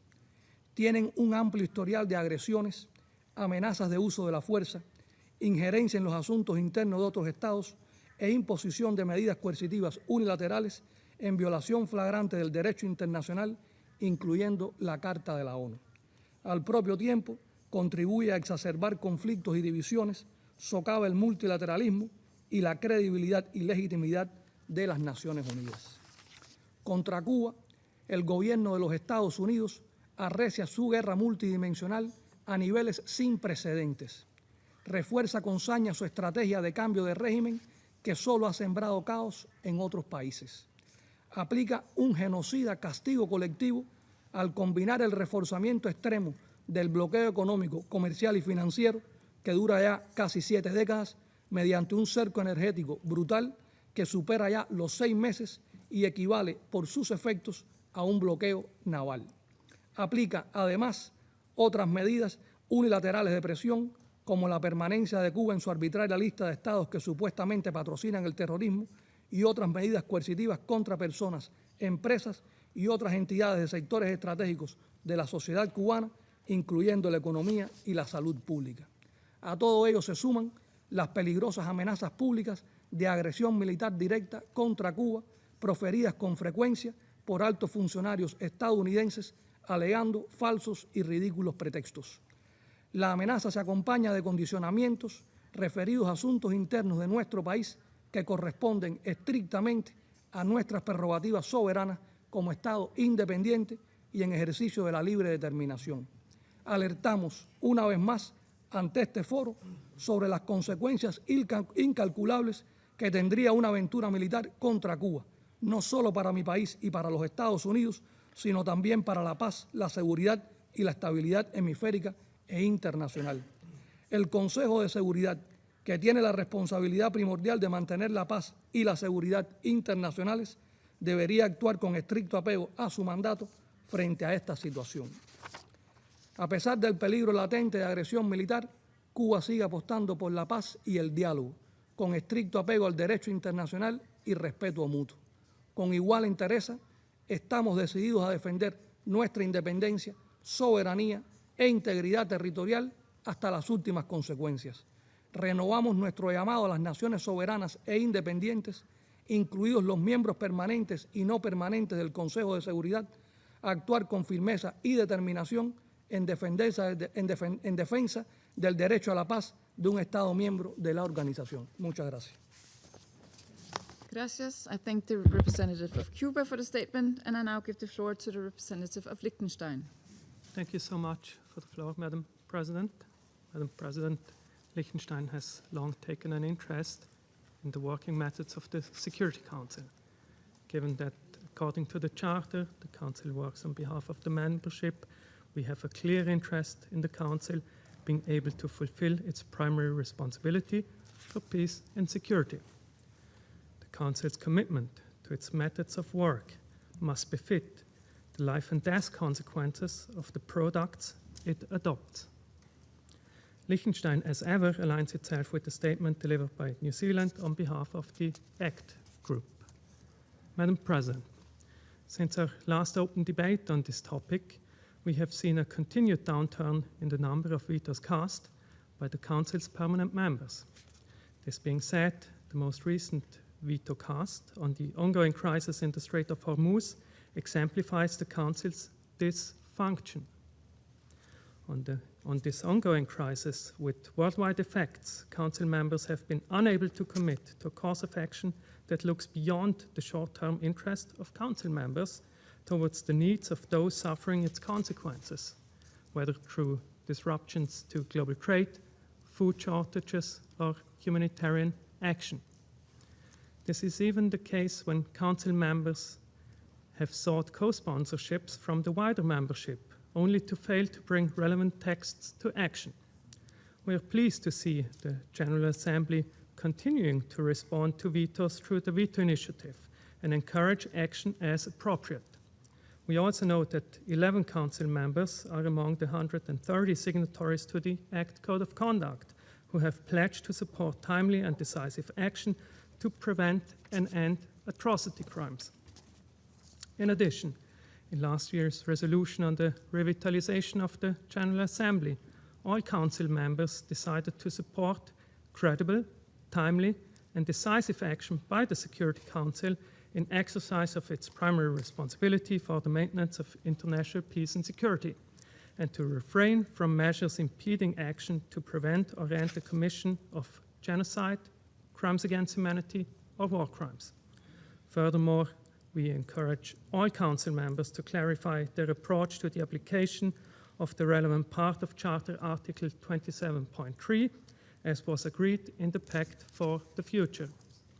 Madam President, we face an unprecedented failure in the Council's ability to manage a whole area of its work, namely to agree to a distribution of work for its subsidiary bodies, including those overseeing the implementation of Security Council sanctions.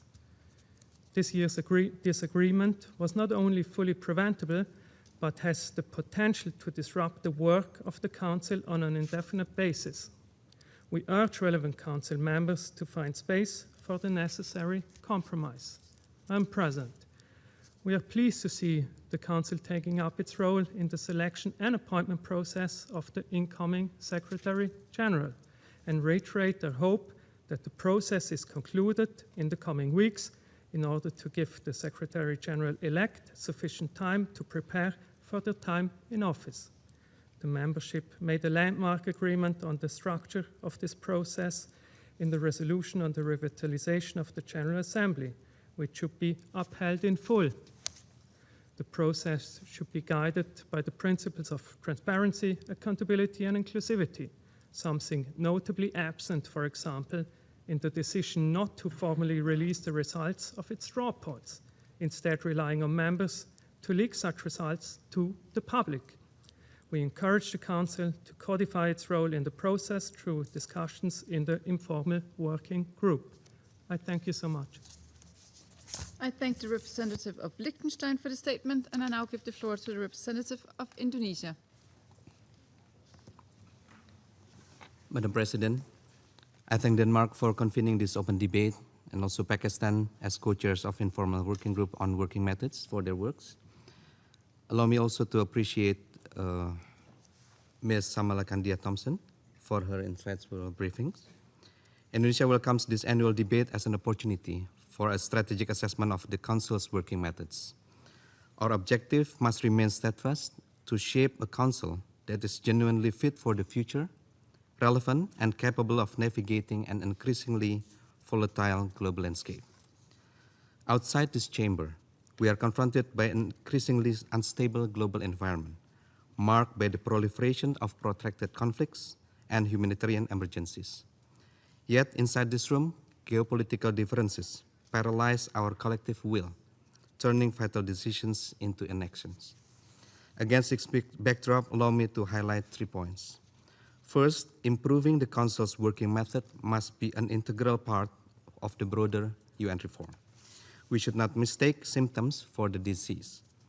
Comprehensive reform is essential to overcome systemic inaction toward a Council that's more effective, democratic, transparent, and representative of the wider global community. This must also translate to stronger cooperation with the whole UN system, including General Assembly, the ECOSOC, and the Peacebuilding Commission. Indonesia particularly welcomes Note 507's emphasis on stronger cooperations with the PBC, including through more specific requests, early consultation, and timely advice. Second, the Council must be inclusive and responsive to those directly affected by its decisions. This requires the Council to draw more systematically on the perspectives and expertise of those serving on the ground.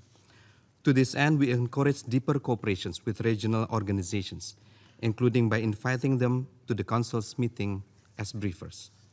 ASEAN, through its established platforms for dialogue, confidence-building measures, and preventive diplomacy, demonstrates regional values and perspective that could be brought to the Council's deliberations.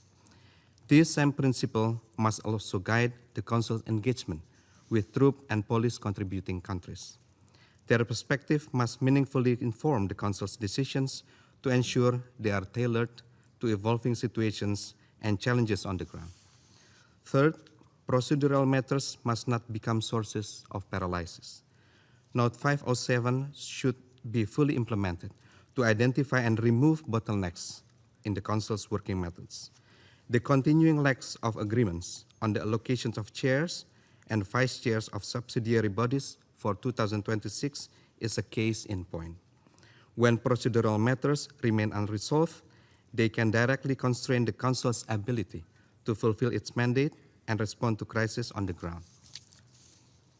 This is why we must ensure that the Council's working methods are more effective, democratic, transparent, and representative, including its contributions in the selection of the Secretary General. We therefore call for the selection process to be closely aligned with the Vishnu Musti guidelines for internal Council consultations, while ensuring synergy with GA mandates to guarantee a transparent, inclusive, and merit-based selection process. Madam President, working methods are not an end in itself. They are created to ensure action, accountability, and results. Let us therefore ensure that the Council's methods strengthen instead of weaken its ability to act. Indonesia remains committed to this endeavor. I thank you, Madam President. And I thank the representative of Indonesia for the statement. I now give the floor to the representative of Bulgaria. Thank you, Madam President. Bulgaria welcomes the briefing by the Executive Director of the Security Council report and values the opportunity to contribute to today's discussion organized by Denmark and Pakistan. Although the Council's working method remained the prerogative of its members, the broader United Nations membership, on whose behalf the Council's act, has a legal and moral stake in their consistent implementation, effectiveness, adaptability to new realities, and adherence to universal values and the rule of law. Echoing earlier interventions, Bulgaria emphasizes the need for greater inclusivity in pen holdership, timely appointments of subsidiary bodies, chairs and vice chairs, fair documentation access for the 10 elected members, and the enhanced role of civil society, notably women briefers, in Council deliberations. We also take note with appreciation of the Council's consistent inclusion of sunset clauses in its mandates, an approach that could well inspire the broader UN membership as we move forward with the UN80 reform process. Next, Given the growing risk of regional spillovers from conflicts and mindful of my country's geographical proximity to the war in Ukraine, I would like to share a few reflections on the participation of non-Council members in the Security Council meetings. Rule 37 of the Council's provisions of the procedure establishes that a non-member state may participate in Council meetings if it is specially affected, a criterion rooted in Article 31 of the Charter. In an era of rapidly advancing digital technologies, the already complex definition of this term faces new challenges, making it all more important that geographical proximity to a military conflict be recognized as meeting the threshold of being specially affected. Furthermore, it should be generally accepted that when one party to a situation is invited to participate, any other party to that situation should be extended the same invitation upon request. The participation of specially affected states strengthens the legitimacy of Council's decisions, which brings me to the Council's corresponding obligation to uphold the Charter in its voting practices, including through the full and consistent implementation of Article 27.3. Turning now to the selection of the next Secretary General. Bulgaria, mindful that it is the General Assembly that appoints the Secretary General upon recommendation of the Council, joins the calls for the Council to ensure that its recommendation processes are transparent and enable the General Assembly to fully exercise its authority in this matter. In closing, the Council's working methods serve as the principal vehicle for implementing its mandate. They are not a technicality, but rather a political tool essential to our collective mission of safeguarding international peace and security. I thank you, Chair. Representative of Bulgaria for the statement, and I'll give the floor to the representative of Zimbabwe. Thank you, Madam President. Zimbabwe congratulates Denmark on its presidency of the Security Council and commends its leadership in convening this annual open debate on working methods. We also thank Ms. Shamala Kandia-Thompson on a valuable briefing. As an incoming member of the Council, Zimbabwe attaches particular importance to working methods that enhance the Council's effectiveness, credibility, accountability, while maintaining the confidence of the wider United Nations membership. In this context, we remain concerned by the continuing delay in the appointment of chairs and vice chairs of subsidiary bodies. Prolonged disagreement risks impairing the effective functioning and ultimately the Council's ability to discharge its responsibilities under the Charter. Zimbabwe's overriding interest is therefore in an early and practical, mutually acceptable resolution of the current impasse. We do not seek to apportion responsibility or pronounce on the merits of the respective positions advanced by the parties concerned. Any way forward should be without prejudice to the position of any delegation and should avoid creating precedents that may unnecessarily complicate future appointments. The principles reflected in Presidential Note S 2024/507, including equity, transparency, timeliness, inclusivity, and fair distribution of responsibilities, should continue to guide the process. Zimbabwe therefore encourages intensified and discreet consultations among members, supported where appropriate by the Presidency and relevant working methods mechanisms, with a view to identifying areas of flexibility and reaching agreement within a clearly defined time frame. The Council should also draw lessons from the present experience, including through earlier consultations with incoming elected members and greater clarity regarding the expectations associated with particular subsidiary bodies. Beyond this immediate issue, Zimbabwe supports continued improvement in the Council's working methods. In this regard, we wish to highlight the following perspectives. First, we welcome greater panel ownership and co-panel ownership by the elected members, which broadens ownership and brings diverse perspectives to the preparation of council outcomes. Second, we attach importance to the timely and meaningful participation of affected states under Rules 37 and 39. Those closest to a conflict often possess political, historical, and social insights that can enrich the Council's deliberations and contribute to more informed decision-making.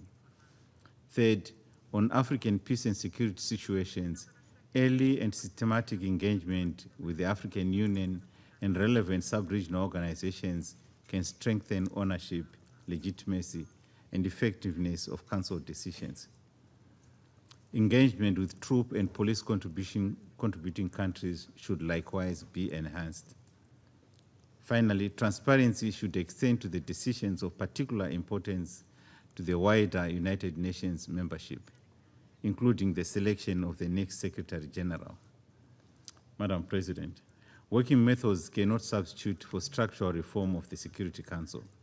They can, however, make the Council more transparent, inclusive, accountable, and effective. Zimbabwe therefore encourages all members to approach both the outstanding appointments and the broader working methods agenda with pragmatism, flexibility, and good faith. I thank you, Madam President. And I thank the representative of Zimbabwe for the statement. I now give the floor to the representative of India. At the outset, I would like to congratulate Denmark for resuming presidency of the Security Council and thank them for convening the annual open debate on working methods. I also thank the briefers for their remarks. Today's open debate gains particular salience given the questions among citizens of member states on the credibility, efficacy, and legitimacy of the Security Council and its decision-making. The underlying reason has been this principal organ's inability to purposefully intervene in raging conflicts across different parts of the globe. This has come at a huge cost to humanity, particularly in the form of unabated human suffering. The need for reforming the Security Council is more pronounced and pressing than ever before. Our joint endeavor must be on appropriately equipping the UNSC to address contemporary and future challenges. The world of 1945 has changed beyond recognition. UN membership has grown fourfold since then. The outcome of one conflict 80 years ago cannot determine the composition, dynamics, approaches, and working methods for perpetuity. This needs to change and must happen at the earliest. India's position on reforms of the Security Council are well known. We seek an expansion in both categories with greater representation for the Global South.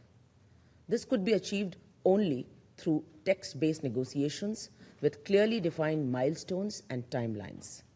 In this backdrop, I would like to make the following specific points with regard to working methods. First, a discussion on improvement of UNSC working methods must not be done in isolation. It is an important aspect of the broader umbrella of UNSC reforms and inherently linked to other clusters, such as categories of membership, regional representation, and veto, among others. Any reform of the Security Council must account for all these clusters as a whole in order to make it comprehensive, real, and meaningful. Second, it has been more than 80 years, and the rules of procedure of the Security Council continue to be provisional. The provisional nature of these rules also suggests that they could be amended suitably from time to time. Therefore, existing working methods must not be cited as a challenge or obstacle to implement reforms, particularly in terms of expanding the membership. Further, the provisional framework per se also needs corrections. Third, non-permanent members are elected by the wider UN membership through the General Assembly. They shoulder the responsibilities entrusted upon them by other member states. In order to enable the non-permanent members to make meaningful contributions during their respective two-year terms, all Security Council members must enjoy the same set of privileges in terms of access to documents. Access to historical documents must not be the exclusive preserve of a few. Similarly, there must be greater transparency in several ongoing processes of the Security Council. For instance, elected members, and by implication the General Assembly, must have a greater say in crucial aspects such as the election of the UN Secretary General. Another important sphere is peacekeeping. TCCs and PCCs go far beyond the UNSC membership. Therefore, as direct stakeholders, they must be part of the UNSC decision-making architecture pertaining to all key questions of peacekeeping, such as mandates and resources. Fourth, subsidiary bodies serve important functions and enable better implementation of the Security Council mandates. However, these bodies have not been able to deliver optimally in the recent past, primarily due to the delay in finalizing the chairs. As no decision has been taken till date for the current year, India calls on the Security Council to urgently address this issue and finalize the chairs on priority. Moving forward, Note 507 must be suitably amended so as to have a definitive and non-negotiable timeline for finalizing the chairs of subsidiary bodies. Finally, Security Council membership brings significant responsibilities. This must not become a platform to pursue narrow political interests. Listing and delisting are a case in point. There must be more transparency and objectivity on this front. Presence in the Security Council must not be instrumentalized to legitimize terrorists by attempting to delist them or to list other entities as terrorist organizations based solely on political considerations without any objective criteria or supporting documentation. Madam President, in closing, India would like to emphasize that the Security Council requires greater coordination with other principal organs, particularly the UN General Assembly, which remains the most universal and democratic arm of the UN. Institutional mechanisms such as consideration of the UNSC annual report by UNGA must not become a mere procedural formality. Working methods of the Security Council must be reviewed suitably in order to pave the way for closer interaction of the Security Council with other principal organs. Future consideration of the working methods must, therefore, be seen in this light. I thank you, Madam President. Representative of India for the statement, and I now give the floor to the representative of Portugal. Madam President, Portugal thanks Denmark and Pakistan for convening this debate, and Ms. Shamala Thompson for her comprehensive briefing and always very enlightening remarks. Working methods are not merely procedural housekeeping. They shape the Council's ability to discharge the responsibility entrusted to it by Article 24 and to act effectively on behalf of all Member States. Statistics do not tell the whole story, but they reveal a troubling trend. Fewer outcomes, declining unanimity, and political divisions so entrenched that in some crises the prospect of a veto can discourage negotiations before a draft even reaches the table. Working methods cannot manufacture political will, but they can create better conditions for diplomacy. Portugal would like to highlight 5 practical areas. First, we need to restore genuine deliberation. Close consultations should not reproduce public meetings behind closed doors. Members should engage directly, avoid prepared statements, and make greater use of interactive and informal formats. Negotiations should start earlier and, whenever possible, take place face-to-face. Efficiency should be measured not by the number of meetings or products, but by whether they advance a political objective. Second, the Council must address the paralysis of its subsidiary bodies. An entire system should not be immobilized because agreement cannot be reached on a package. Contingency arrangements also need clearer guidance for monthly presidencies temporarily exercising sharing responsibilities. But this must remain a safeguard, not become the normal way of operating. Third, penholdership must facilitate consensus, not replace it. Early consultation, inclusivity, and burden sharing should be applied consistently. affected states, relevant regional actors, and troop and police contributing countries should be consulted early enough to influence Council decisions. Co-pen holdership and broader distribution of drafting responsibilities can bring additional expertise and perspectives. Where disagreements persists, the answer should be neither a take-it-or-leave-it drafts, not abandoning initiatives because disagreement is anticipated. More political negotiation is needed between those extremes. Fourth, implementation deserves as much attention as adoption. Council products should, where appropriate, contain clear benchmarks and follow-up mechanisms to assess whether decisions are producing results on the ground. Finally, the relationship between the Security Council and the General Assembly strengthens the Council's legitimacy and allows constructive scrutiny by the wider membership, including through the veto initiative. The selection of the next Secretary General will also be an important test. Predictable procedures, equal treatment of candidates, and regular factual communication with the General Assembly can strengthen confidence without undermining the Council's responsibilities and prerogatives under the Charter. As an incoming member of this chamber, Portugal will approach working methods not as an end in themselves, but as instruments for diplomacy. A more effective Council will not necessarily be one that meets more often or produces more documents. It will be one that listens earlier, negotiates more genuinely, follows up on its decisions, and fosters political space for agreement. I thank you. I thank the representative of Portugal for the statement, and I now give the floor to the representative of Italy.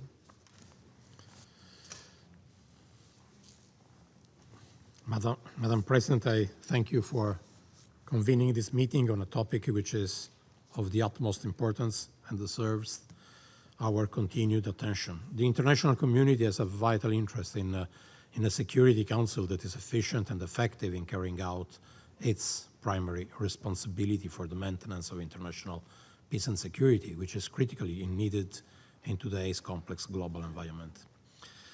Madam President, the Uniting for Consensus Group has tabled a proposal for the reform of the Security Council, which also encompasses concrete ideas on the working methods of this body.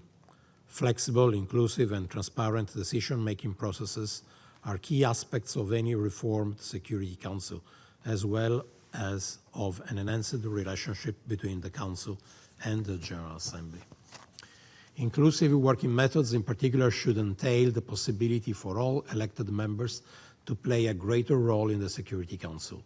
The distribution of duties among the Council members should be fairer and more balanced when it comes both to the chairmanship of the subsidiary bodies and to the practice of pen holderships and co-pen holderships. Moreover, it is essential that views and interests of member states affected or concerned by any matter on the agenda of the Council, including troop and police contributing countries and host countries, be heard and taken into account in its work. The working methods of the Security Council, as well as its relationship with the GA, can be improved through several measures, among which, first, formal adoption of the rules of procedure of the Security Council. Second, increased quality and enhanced analytical content of the Security Council's annual report to be presented during a special session of the GA. Third, continuing to increase the transparency of the work of subsidiary bodies, also by improving the quality, frequency, and availability of their formal and informal reports and summary records. We invite Council's members to increase efforts to reach an agreement on the appointment of chairs and vice chairs of these bodies. Fourth, offering member states more informal opportunities to interact with subsidiary bodies. Fifth, frequent, timely, and more informative briefings for non-Council members on matters discussed in the Security Council closed meetings and informal consultation and in its subsidiary bodies. Sixth, more and better access to information through open briefings and interaction between the Council and all interested and the involved parties, including regional and sub-regional organizations. Seventh, timely availability to non-Council members of draft resolutions and presidential statements, as well as other Security Council documents, such as elements to the press and notes by the President. We also strongly support the practice of inviting briefers from civil society to Council meetings, ensuring adequate women's participation and greater gender inclusivity and equality, in order to allow the Council members to hear different voices and points of view before deliberating. It is furthermore important to ensure that public meetings remain the primary format for the Security Council's work, while limiting closed meetings and informal consultation to exceptional cases in keeping with their original purpose. Madam President, the improvement of working methods is also part of the broader discussion on the comprehensive and effective reform of the Security Council, which should aim at a more transparent, democratic, efficient, and in our view, also more accountable Security Council. It is hard to speak of working methods without reflecting at the same time on the root causes of the Council's inaction, which are directly and closely linked to the veto, regardless of whether it is actually used or simply threatened. This is why Italy supports all initiatives aimed at self-restraining the exercise of the veto, such as the French-Mexican Initiative and the ACT Code of Conduct, and was among the co-sponsors of the GA Resolution 76/262, known as the Veto Initiative, spearheaded by Liechtenstein. This is also the reason, and I conclude, why we do not support the expansion of the Security Council in the category of permanent members, as it would generate additional vetoes and further discrimination and divisions among Council members, thus making it less efficient, less democratic, less accountable to the general membership. I thank you, Madam President. I thank the representative of Italy for the statement, and I now give the floor to the representative of Singapore. Thank you very much, Madam President. I'm delighted to see you presiding the Council, and thank you very much for convening this timely and important discussion. I also thank Ms. Shamla Kandaya from SCR for her very insightful briefing and for putting forward some concrete suggestions. I welcome the East 10 statement on working methods that was made by Liberia earlier, and I take this opportunity to commend the E10 for their continued unity, initiative, and leadership on this important issue of working methods. In particular, we are proud of the role that small states have played in the Council in bringing greater transparency to the work of the Council. And we share the view of the E10 on this important issue, and we would like to offer some additional perspectives. First, a discussion on working methods is fundamentally about transparency. And transparency is the foundation for a credible, effective, and accountable Security Council. It positively impacts the work of the Council and the implementation of the Council's decision. It also promotes greater dialogue and transparency beyond the Council and amongst the broader UN membership. In this regard, while we commend the increase in the proportion of open meetings of the Council, we note that closed consultations remain a regular practice for certain files. And while closed discussions do facilitate candid exchanges between Council members, greater effort should be made to convene some of these meetings in open format, allowing for the participation of concerned member states. The Council can consider producing a summary record of decision points to be shared with the wider membership. In addition, the annual report of the Security Council is important for accountability between the Council and the wider membership. Singapore commends this year's pen holder, Pakistan, for the exemplary manner in which they led the process in drafting the annual report. We also thank them for convening the interactive informal exchange of views with the wider membership when the annual report was being drafted in accordance with paragraph 148 of Note 507. Second, we'd like to see greater inclusivity in the Council's working methods. And the selection of the next Secretary General is an opportunity for the Council to demonstrate its commitment to inclusiveness. It is essential that the Council's recommendation is the culmination of a fair, inclusive, and consultative process. It will be important for all candidates to be given the opportunity to engage in interactive dialogues with the General Assembly before the Security Council begins its selection process. In addition, while we respect the Council's prerogatives, we also urge greater transparency in the modalities and outcomes of the selection process, including, I should say, or in particular, by releasing the results of the straw polls in a more formal manner. The current practice of the results being shared through leaks is not good for the credibility of the process, nor of the credibility of the Council. Madam President, my third and final point is about effectiveness. For the second year in a row, the continued delay in the appointment of the chairs of subsidiary bodies has posed severe challenges to the implementation of the Council's decisions. We call on Council members to adhere to the guidelines for the selection of chairs of subsidiary bodies as contained in paragraphs 125 to 129 of Note 547, and to avoid the politicization of this process. In this regard, the suggestions put forward by our briefer this morning is worthy of further reflection in the Council, and I would commend that to members of the Council to look at it in a more considered manner. Allow me to conclude by thanking the co-chairs of the informal working group, Denmark and Pakistan, for their continued efforts on this issue. As the UN system undergoes reform to make it more effective and fit for purpose, we urge the Council to undertake practical reforms and steps to its working methods with a view to enhancing transparency and credibility of the Council's work. I thank you very much. And I thank the representative of Singapore for the statement. I now give the floor to the representative of New Zealand.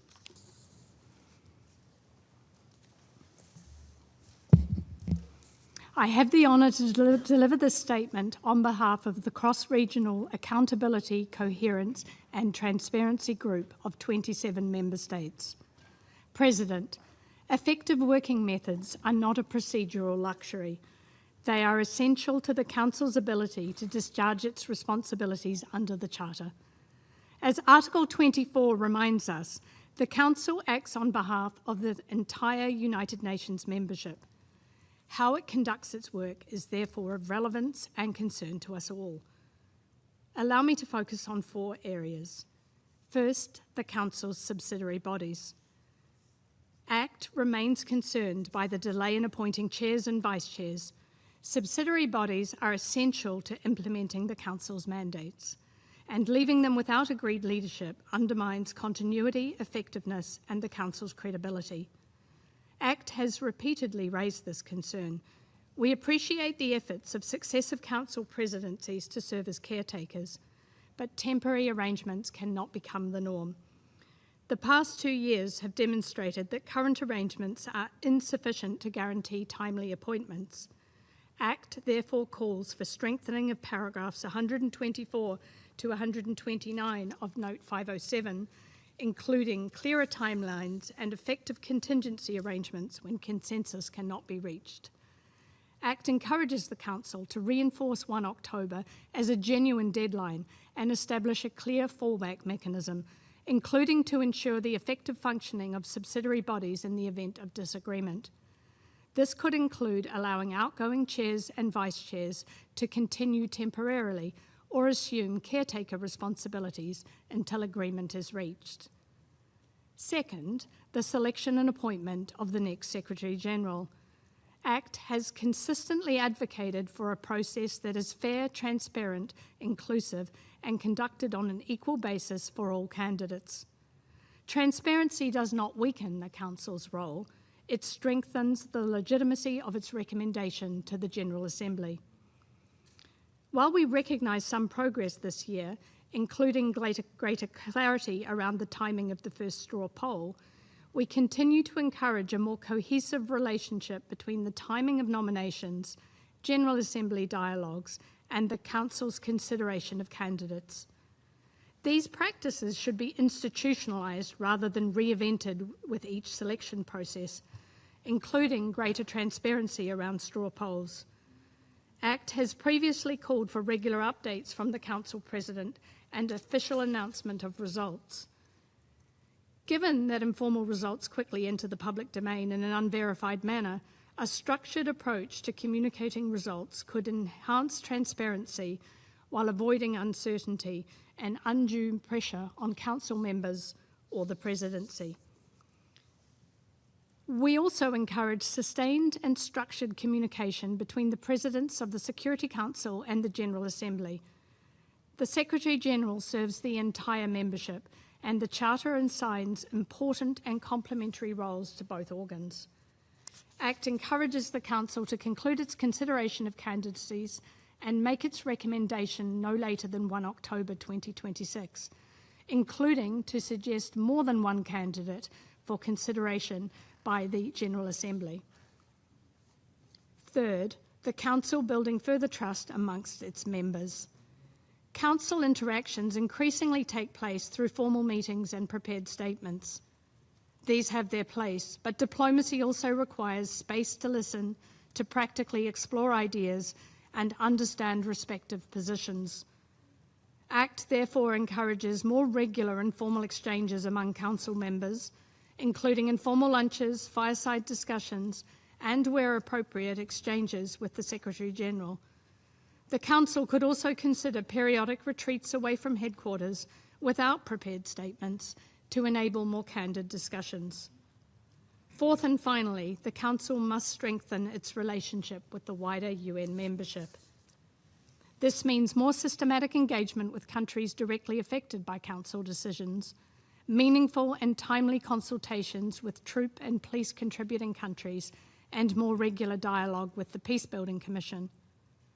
It also means effective use of ARIA formula meetings, strengthening exchanges with the General Assembly and ECOSOC, and ensuring the Council hears perspectives from across the UN system, including the human rights pillar.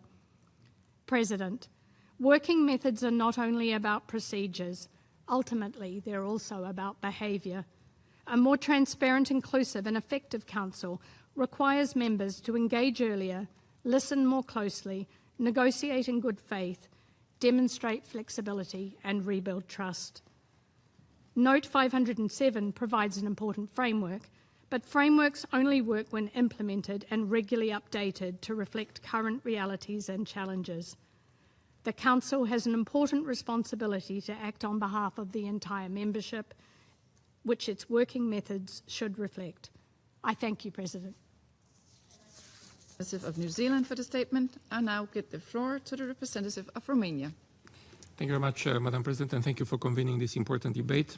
I also want to thank Mrs. Shamala Kandiah-Thompson for a very insightful reflection on the working methods of the Security Council, but also important ideas. Madam President, the confidence in the work carried out by the Security Council is an issue of fundamental importance for the broader international community. Much of it is built around the Council's ability to discharge its essential mandate related to the maintenance of international peace and security. And this ability is in turn dependent on robust and effective working methods, complemented by their consistent and coherent application across the board. Enhancing and updating working methods is within the Council's remit, requires no charter amendment, and can deliver tangible gains in ensuring increased transparency, inclusivity, and effectiveness. Procedural matters have a direct bearing on the end result of what the Council is mandated to achieve in important areas for peace and security, such as sanctions and mandate oversight.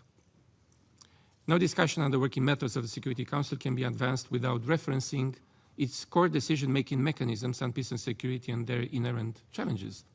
A relevant instrument is Article 27.3 of the Charter. The long-standing judicial and political principle embedded in 27.3 has unfortunately been disregarded numerous times. Respect for the letter and the spirit of the Charter is the foundation of the Council legitimacy, authority and credibility within the UN and outside the United Nations. Madam President, Romania strongly advocates for the continuous and gradual consolidation of the institutional cooperation between the Security Council and the General Assembly, building on their complementary role in addressing matters related to the maintenance of international peace and security, as enshrined in the Charter.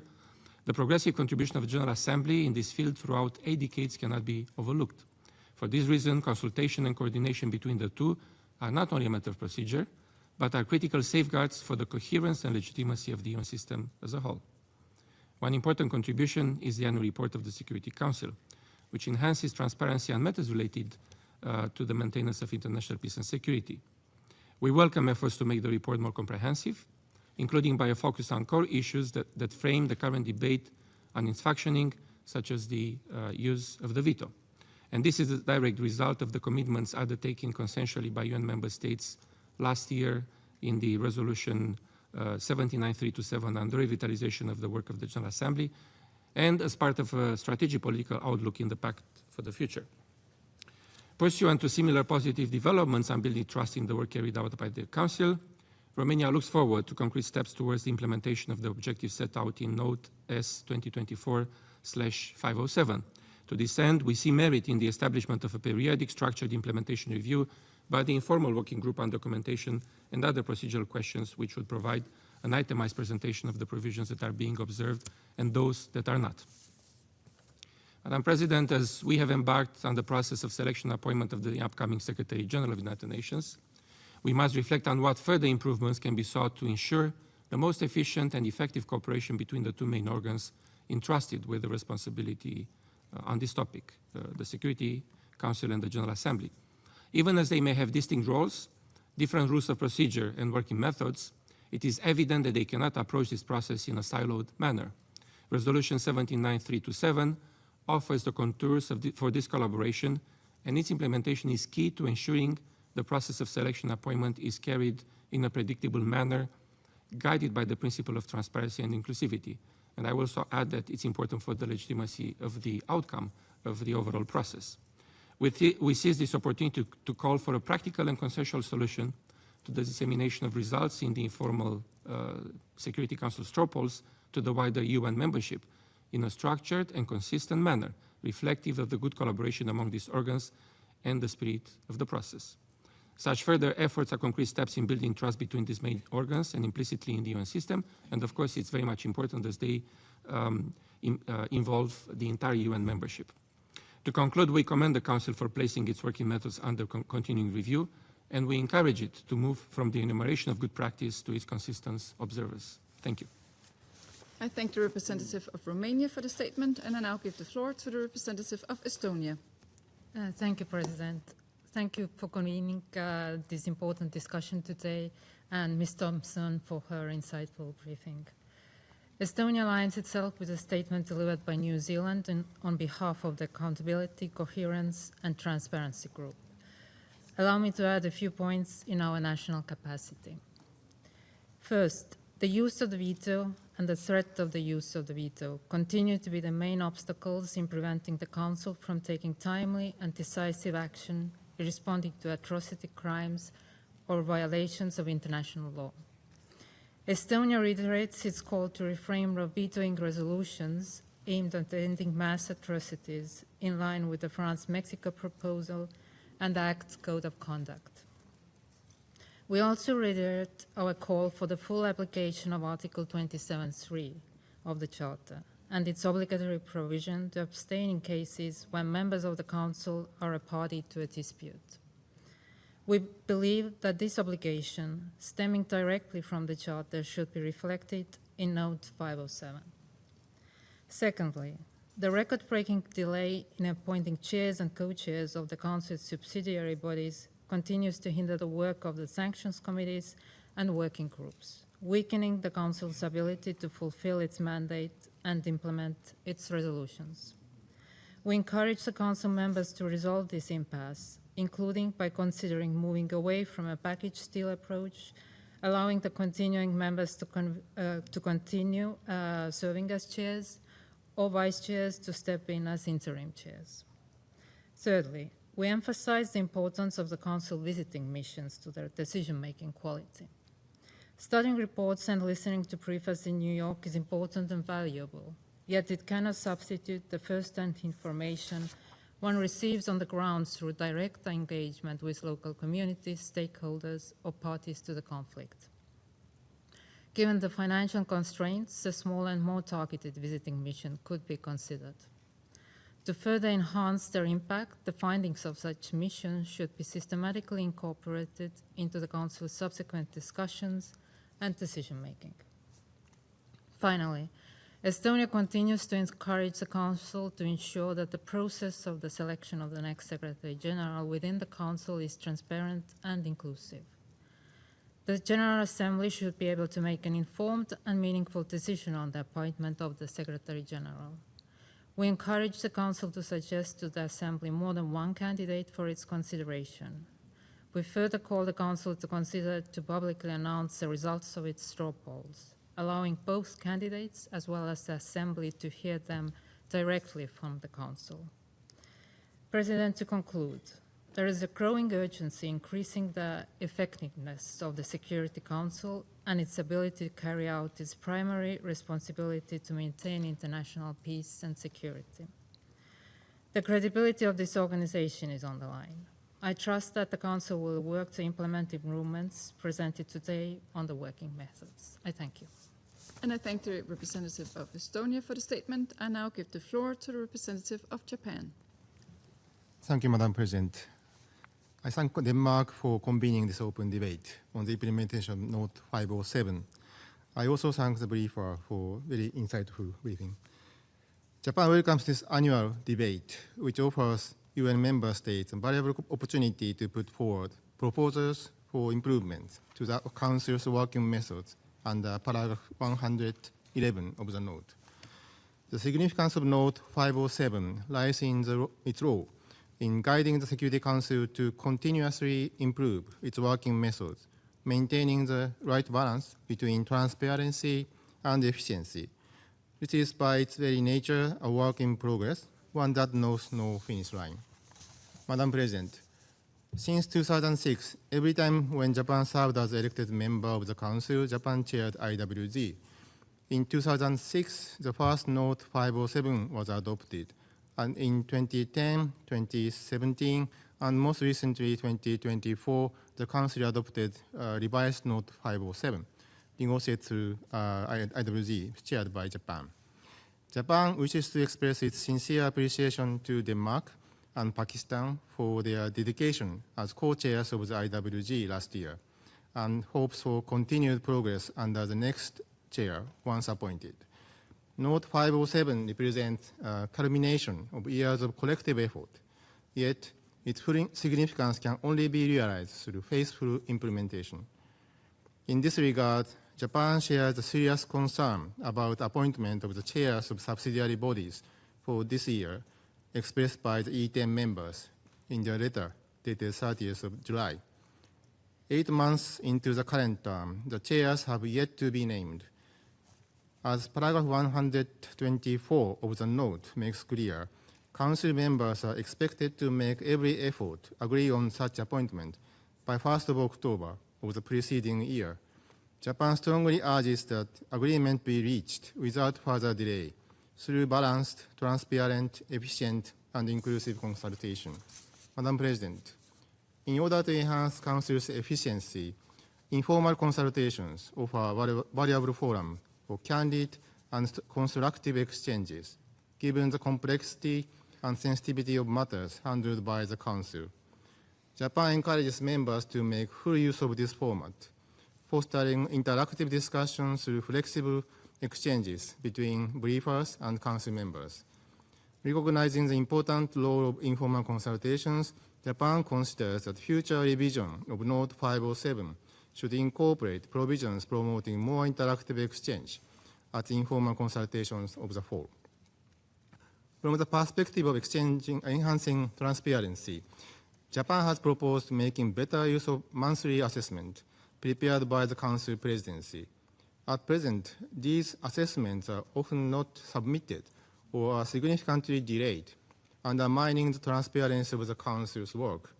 Japan suggests incorporating the assessments into the Council's annual report as annexes, whereby presidencies would be better positioned to produce more substantive and analytical assessments in a timely manner.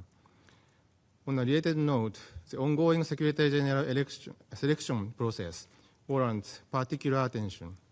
Japan has consistently underscored the importance of transparency, inclusivity, and predictability in the process, a position articulated by Permanent Representative Besho in 2017. Unfortunately, the process has seen little meaningful change so far, despite our repeated calls. Nevertheless, Japan continues to urge the Council to make further efforts to improve the process so that UN can be better understood and trusted. In conclusion, Japan reaffirms that improvements to the Council's working methods are directly linked to its fundamental mandate of maintaining international peace and security. It is therefore incumbent upon the Council to continue striving for rules that are more efficient and transparent. I thank you. I thank the representative of Japan for the statement, and I now give the floor to His Excellency Mr. Mohammed Idris, Permanent Observer of the African Union to the United Nations. Madam President, I congratulate and thank Denmark for successful presidency of Security Council, for convening this important debate, and ably co-chairing with Pakistan the IWG. As well, I appreciate the insightful briefing of Ms. Shamila Kandia Thompson, the Executive Director of the SCR. Madam President, the African Union does not often take the floor on the Council's working methods. It does so today because the way this Council conducts its business falls with particular weight on Africa. The majority of the situations on the Council's agenda are African. Most of its peacekeeping operations deploy on African soil. And most of its sanctions regimes concern African states. When working methods function poorly, the cost is measured in African outcomes. Madam President, the African Union is the regional organization most frequently invited under Rule 39. Its officials, envoys, and mission leadership brief this Council on the greater part of its country files. Yet, the practice governing the participation remains discretionary, uneven between presidencies and between files.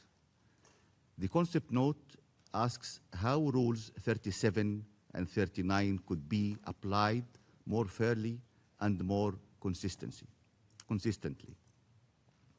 The Union's answer draws on its own experience. Participation of the regional organization whose peace and security architecture is engaged in a given situation should be a matter of settled practice rather than monthly negotiation. Where the Peace and Security Council of the African Union has pronounced itself on a situation before this Council, its positions need to be heard before decisions are taken, not conveyed afterwards. The annual consultative meetings between the two councils and the joint framework established under Resolution 2719 already give this partnership institutional forum. What is asked here is modest, that the working methods of this Council carry that partnership into its daily practice. The same logic applies to pen holding. The African Union is the implementation partner for mandates across the continent, from Somalia to the Sahel. It is rarely consulted at the drafting stage of the products it is expected to carry out. The Union welcomes the movement in recent years toward co-pen holding by African elected members on African files and encourages the Council to make that practice the norm rather than the exception. Paragraph 111 of the note commits Council members to hearing the wider membership, hearing the organizations that implement the Council's decision is the necessary complement. Madam President, the concept note asks in its third question how the selection of chairs and vice chairs of subsidiary bodies might be improved. The African Union observed the 2025 impasse with concern. Sanctions committees dealing with African situations sat without chairs for months, while the allocation was negotiated as a single package, and the work of those committees, which touches lives on the continent directly, stalled with them. The African Union supports an equitable and transparent distribution of these positions, agreed early and being shared across the whole membership of the Council rather than concentrated on the P5. Where agreement on a full package proves impossible by the start of the year, uncontested bodies should be permitted to proceed. Madam President, in conclusion, the important role and contribution of the A3 Plus is an attempt to enhance the working dynamics in the Security Council. The African Union's position on reforming the composition and effectiveness of this council is well known and pursued in the proper forum. Today's appeal is narrower. A council that hears the region before it decides, that shares its pens with those who hold its mandates, and that keeps its subsidiary machinery working, will serve Africa better within its present configuration, whatever configuration the future holds. Thank you very much. And I thank His Excellency Mr. Idris for the statement. I now give the floor to the representative of Finland. Thank you, President. I have the honor to address the Council on behalf of the Nordic countries, Denmark, Iceland, Norway, Sweden, and my own country, Finland. I thank Denmark and Pakistan for this timely debate and Security Council report for the briefing. President, the way in which the Security Council operates and takes decisions is a legitimate concern to the entire UN membership, as the Council, in line with Article 24 of the Charter, acts on their behalf. We all have vested interest in ensuring the Council can properly and more efficiently respond to today's many challenges. The selection and appointment of the next Secretary General is one of the most significant decisions at hand. The interactive dialogues with the candidates in the General Assembly, including engagement with civil society, have been instrumental in advancing the key principles of transparency and inclusivity, and should remain an integral part of the process. We encourage the Council to uphold the same high standards in its own deliberations. This includes ensuring an equal and fair procedure for all candidates.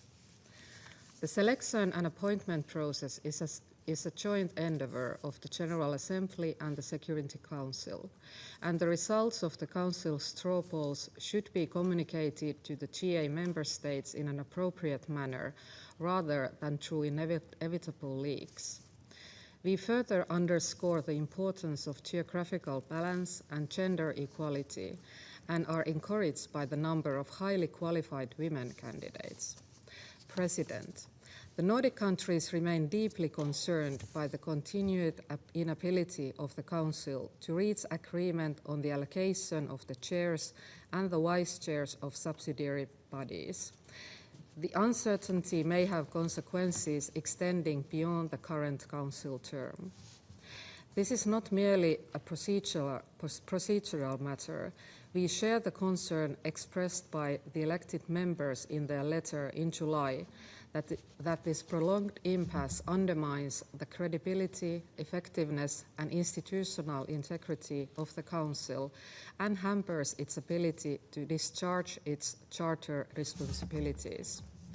We call on those Council members who are currently preventing consensus to demonstrate flexibility to finally resolve this issue.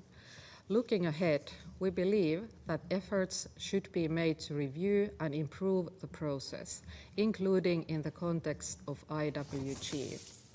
President, the Nordic countries continue to support more equitable redistribution of work within the Security Council. While progress has been made through co-penholdership and more equal participation by elected members, penholdership still remains largely the responsibility of a limited number of Council members. Broader participation would better reflect the diverse perspectives in the Council and make fuller use of the regional expertise and insights of all elected members. President, working methods must continue to evolve. We therefore encourage the Council to regularly review and update Note 507 to ensure that it remains relevant. Continued and determined efforts are needed to strengthen the Council's transparency, accountability, and effectiveness. One such mechanism is veto initiative, where General Assembly is convened after a veto is cast. It is imperative to make the Council more accountable to the wider UN membership, whose trust and confidence are essential to the Council's legitimacy. I thank you. Representative of Finland for the statement, and I now give the floor to the representative of Slovenia. Thank you, Madam President. We align ourselves with the statement delivered by ACT Group earlier. Drawing from our recent experience in the Council, we wish to add a few additional points. And of course, we thank Shamala Thompson for her briefing and for her very practical proposals. Your concept paper, Madam President, just as many of our statements these days, points to the soaring number of civilians suffering in ever-expanding conflicts. This tragic reality is a reflection of a deeply polarized world, which steadily eroded trust within this chamber. The end result is paralysis of collective action, which subsequently erodes the global public trust in this institution. Better working methods will not heal the divisions in the international community, but they can help rebuild trust. Reforming the Council's working methods is not merely a technical exercise. It is a vital effort to restore the Council's credibility. So allow me, therefore, to offer 6 practical steps, 3 to rebuild trust within the Council and 3 to rebuild trust with the general membership. On trust within the Council. First, re-evaluate consultations. Close consultations have become little more than a continuation of the open briefing, with limited added value. The declining presence of permanent representatives is perhaps the clearest indication of this. During our tenure, we remember a handful of genuinely frank exchanges when colleagues put aside their prepared remarks and actually engaged with one another. Each time we left the room saying we should do this more often. And yet, we rarely did. So let me therefore appeal on all members, move beyond your scripts, engage frankly with one another, and focus on finding solutions in consultations. 2, revive SOFA talks. Only 3 presidencies organized SOFA talks during our tenure. Informal, agenda-free meetings outside the UNHQ are ideal for building trust. Trust can only be built by making a conscious effort to talk openly, listen and hear the arguments of others, and show respect to all colleagues. Re-energizing consultations could be an excellent theme for the next SOFA talks. 3, unblock subsidiary bodies. It is deeply damaging to the Council's atmosphere when it cannot agree on the division of the subsidiary bodies 8 months in. Clearly, a deep reflection on a new model of distribution is required. And earlier today, we heard from the briefer some very concrete proposals in that regard. On rebuilding trust with general membership, ultimately, the most powerful way for the Council to rebuild trust would be to fulfill its primary role, maintaining international peace and security. It must also recognize today's global realities, including through reform of its composition. But while those larger questions remain unresolved, there are practical steps we can take now. 1, expand outreach and dialogue. The Council must engage more systematically with actors beyond this chamber. Building on last November's twin resolutions on the peace-building architecture, the Council should utilize more its relationship with and advice from the Peace-Building Commission. It should also increase its informal communications and consultations with regional organizations, countries of interest, and key personalities. 2, increase field visits.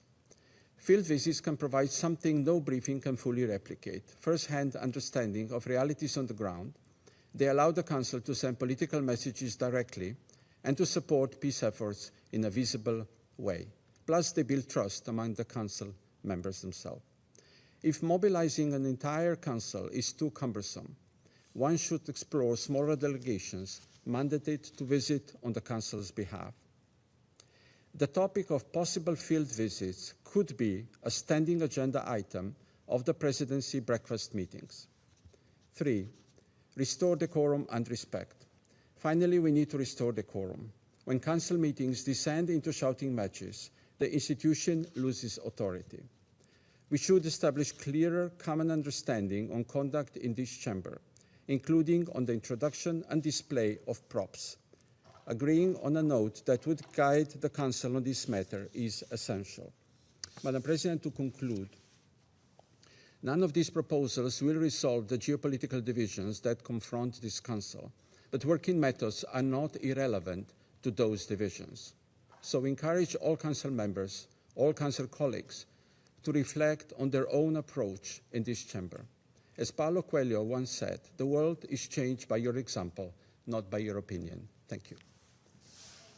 Representative of Slovenia for the statement, and I now give the floor to the representative of Lithuania. Thank you, Madam President. We appreciate this opportunity to discuss the working methods of the Security Council. The continued dialogue with broader UN membership is key to ensuring transparency, inclusiveness, and cohesion of its work. Lithuania believes that in order to fulfill effectively its primary responsibility for maintaining international peace and security, the Council must adapt to its work to the changing international realities. Lithuania also shares the concerns expressed by other speakers regarding the continued delays in appointing chairs of subsidiary bodies and their impact on the Council's ability to fulfill its mandate. Moreover, with ever-expanding scope of issues addressed by the Council, it is increasingly important to ensure that the voices of the broader membership are heard. In this regard, Rule 37 of the Council's Provisional Rules of Procedure must be applied consistently, particularly when considering acts of aggression and mass atrocities. Rule 37 participants should also receive sufficient advance notice of the opening of the speakers list and timely confirmation of their inclusion in the list. President, the use of veto remains a critical concern. The use, or rather abuse, of veto power by Russia to shield itself from accountability for its illegal aggression against Ukraine cannot be ignored. Lithuania remains a steadfast supporter of efforts to limit the use of veto, particularly in situations of mass atrocity, genocide, and war crimes. We encourage all delegations to commit to the Accountability, Coherence, and Transparency Code of Conduct and the French-Mexican Initiative. The adoption of the General Assembly Resolution 76-262 establishing the veto initiative marked a significant and long overdue step. Lithuania also recalls that the veto power is constrained under Article 27, paragraph 3 of the Charter, which obliges a party to a dispute to abstain from voting. Further consideration should be given to ensuring full implementation of this key provision.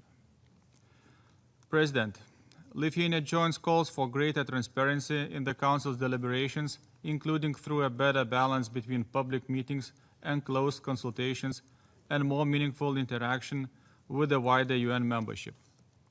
The valuable contribution of civil society briefers must also continue to be protected and encouraged.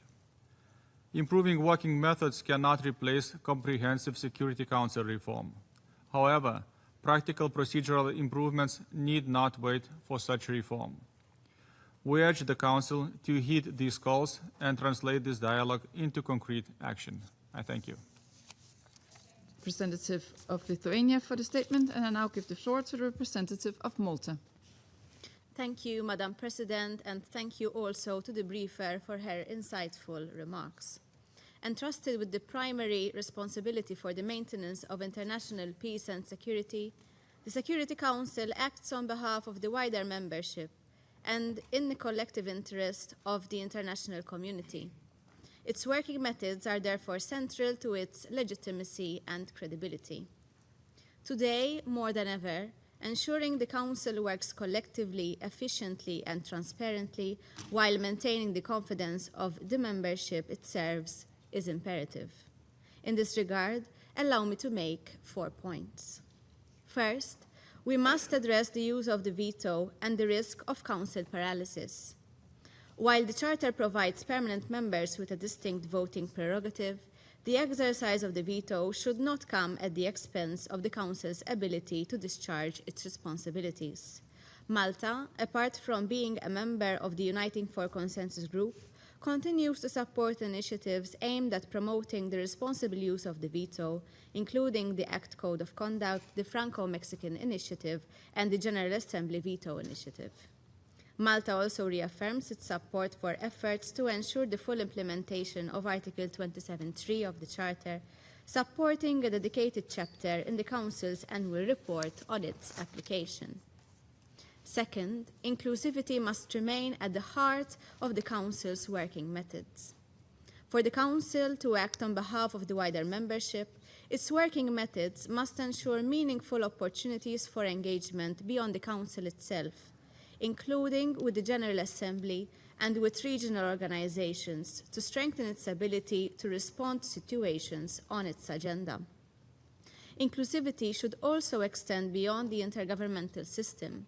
Civil society, affected communities, women and youth offer vital perspectives and lived experiences. Malta encourages the Council to make full use of interactive formats to ensure the meaningful and safe participation of briefers and other voices. Third, the Council must ensure the effective functioning of its subsidiary bodies. Malta remains concerned that chairs and vice chairs have yet to be appointed for the Council's subsidiary bodies. These bodies perform an important role in supporting the Council's work, and the absence of agreed leadership impedes their ability to discharge their mandates effectively. We urge Council members to engage constructively and make effort to reach agreement on these appointments without delay. Fourth, transparency and accountability must remain at the center of the Council's working methods. Transparency remains essential to build confidence in the Council and in the wider multilateral system. Of particular significance is the ongoing process for the selection and appointment of the next Secretary General. The manner in which this process is conducted and the confidence it inspires among the wider membership will have implications well beyond the Council and for trust in the organization as a whole. Malta calls for increased openness in the selection process and supports efforts aimed at providing the General Assembly with a meaningful choice in the appointment of the next Secretary General. Madam President, Note 507 provides an important framework for improving the Council's working methods, but its value ultimately depends on its faithful and meaningful implementation. Malta stands ready to work constructively with all members in advancing these efforts and ensuring that the Council is equipped to respond effectively to the challenges before it. Thank you. I thank the representative of Malta for the statement, and I now give the floor to the Islamic Republic of Iran. Bismillah ar-Rahman ar-Rahim. In the name of God, the compassionate, the merciful.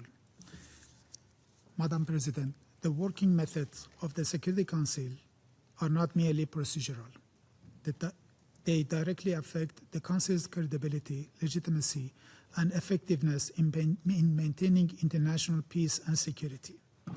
Iran supports efforts to make the Security Council more transparent, inclusive, efficient, and accountable, consistent with the UN Charter and international law. The adoption of Note 507 was an important step, but its value depends on consistent, impartial, and good faith implementation. In this regard, I wish to emphasize the following points. First, the Security Council must act strictly within the UN Charter and international law, respecting the sovereignty, political independence, and territorial integrity of member states. Its procedures must not be used to circumvent Charter's principles or exceed the Council's authority beyond its mandate. Second, the Council's authority must be exercised impartially and in collective interest of maintaining international peace and security. The Presidency carries a particular responsibility in this regard. Its procedural and agenda-setting authority must be exercised impartially and must never be used to advance the political interests of individual members or group of states. Third, Security Council meetings and procedures must not be exploited to promote politically motivated or unsubstantiated allegations against member states, or to provide political cover for unlawful acts. Procedural action cannot confer legitimacy on unsupported claims. Fourth, measures under Chapter 7 must have a clear legal basis, defined objectives, and due consideration of their humanitarian and economic consequences. Procedural mechanisms must not become instruments for predetermined political outcomes. Fifth, subsidiary bodies and mechanisms of the Security Council must operate strictly within their respective mandate and in full accordance with the UN Charter, and must not be abused to advance the political agenda of individual member states. Their work must be guided by transparency, impartiality, objectivity, and accountability. Six, the penholder system should be more transparent, inclusive, and consultative. Penholders should engage meaningfully with all Council members, particularly elected members, as well as affected states and relevant regional actors. Greater sharing of penholding responsibilities should be applied to promote genuine consensus building and to avoid rushed and non-consensus outcomes. Madam President, against this backdrop, the military aggression committed by the United States and the Israeli regime against Iran's sovereignty and territorial integrity has once again exposed the politicization, double standards, and selective application of the Council's rules and procedures. The acts of aggression committed by the United States and the Israeli regime constitute flagrant violations of the UN Charter and fundamental principles of international law, including international humanitarian law, and have had serious consequences for regional and international peace and security.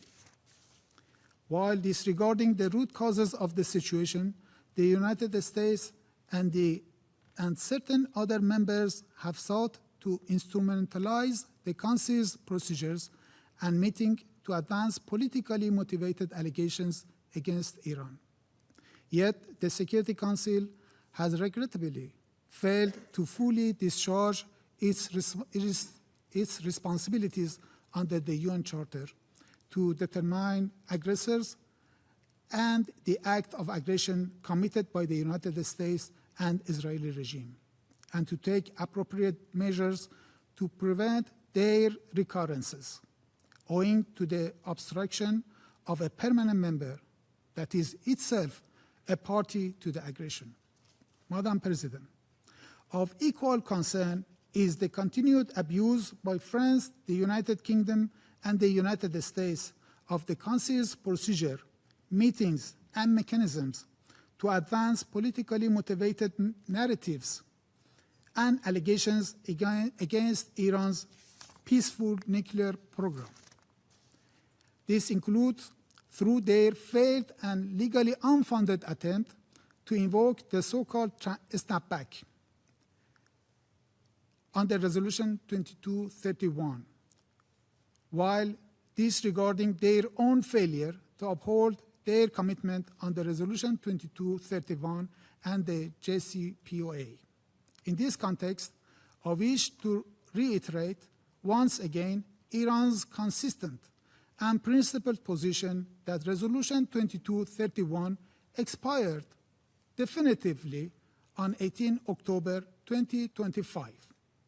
All measures, mandates, reporting requirements, and mechanisms established under it ceased to have legal effect.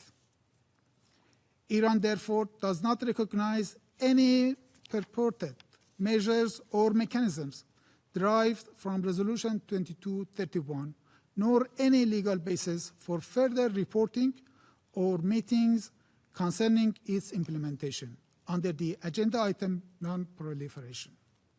Any attempt to do so constitute a blatant abuse of the authority and procedures of the UN Security Council. To conclude, Madam President, improving the Council's working methods requires more than adopting procedural language. It requires the consistent, impartial, and good faith application of its rules and practices. I thank you, Madam President. I thank the representative of the Islamic Republic of Iran for the statement. There are still a number of speakers remaining on my list for this meeting. I intend, with concurrence of the members of the Council, to suspend the meeting until 3 p.m. The meeting is suspended.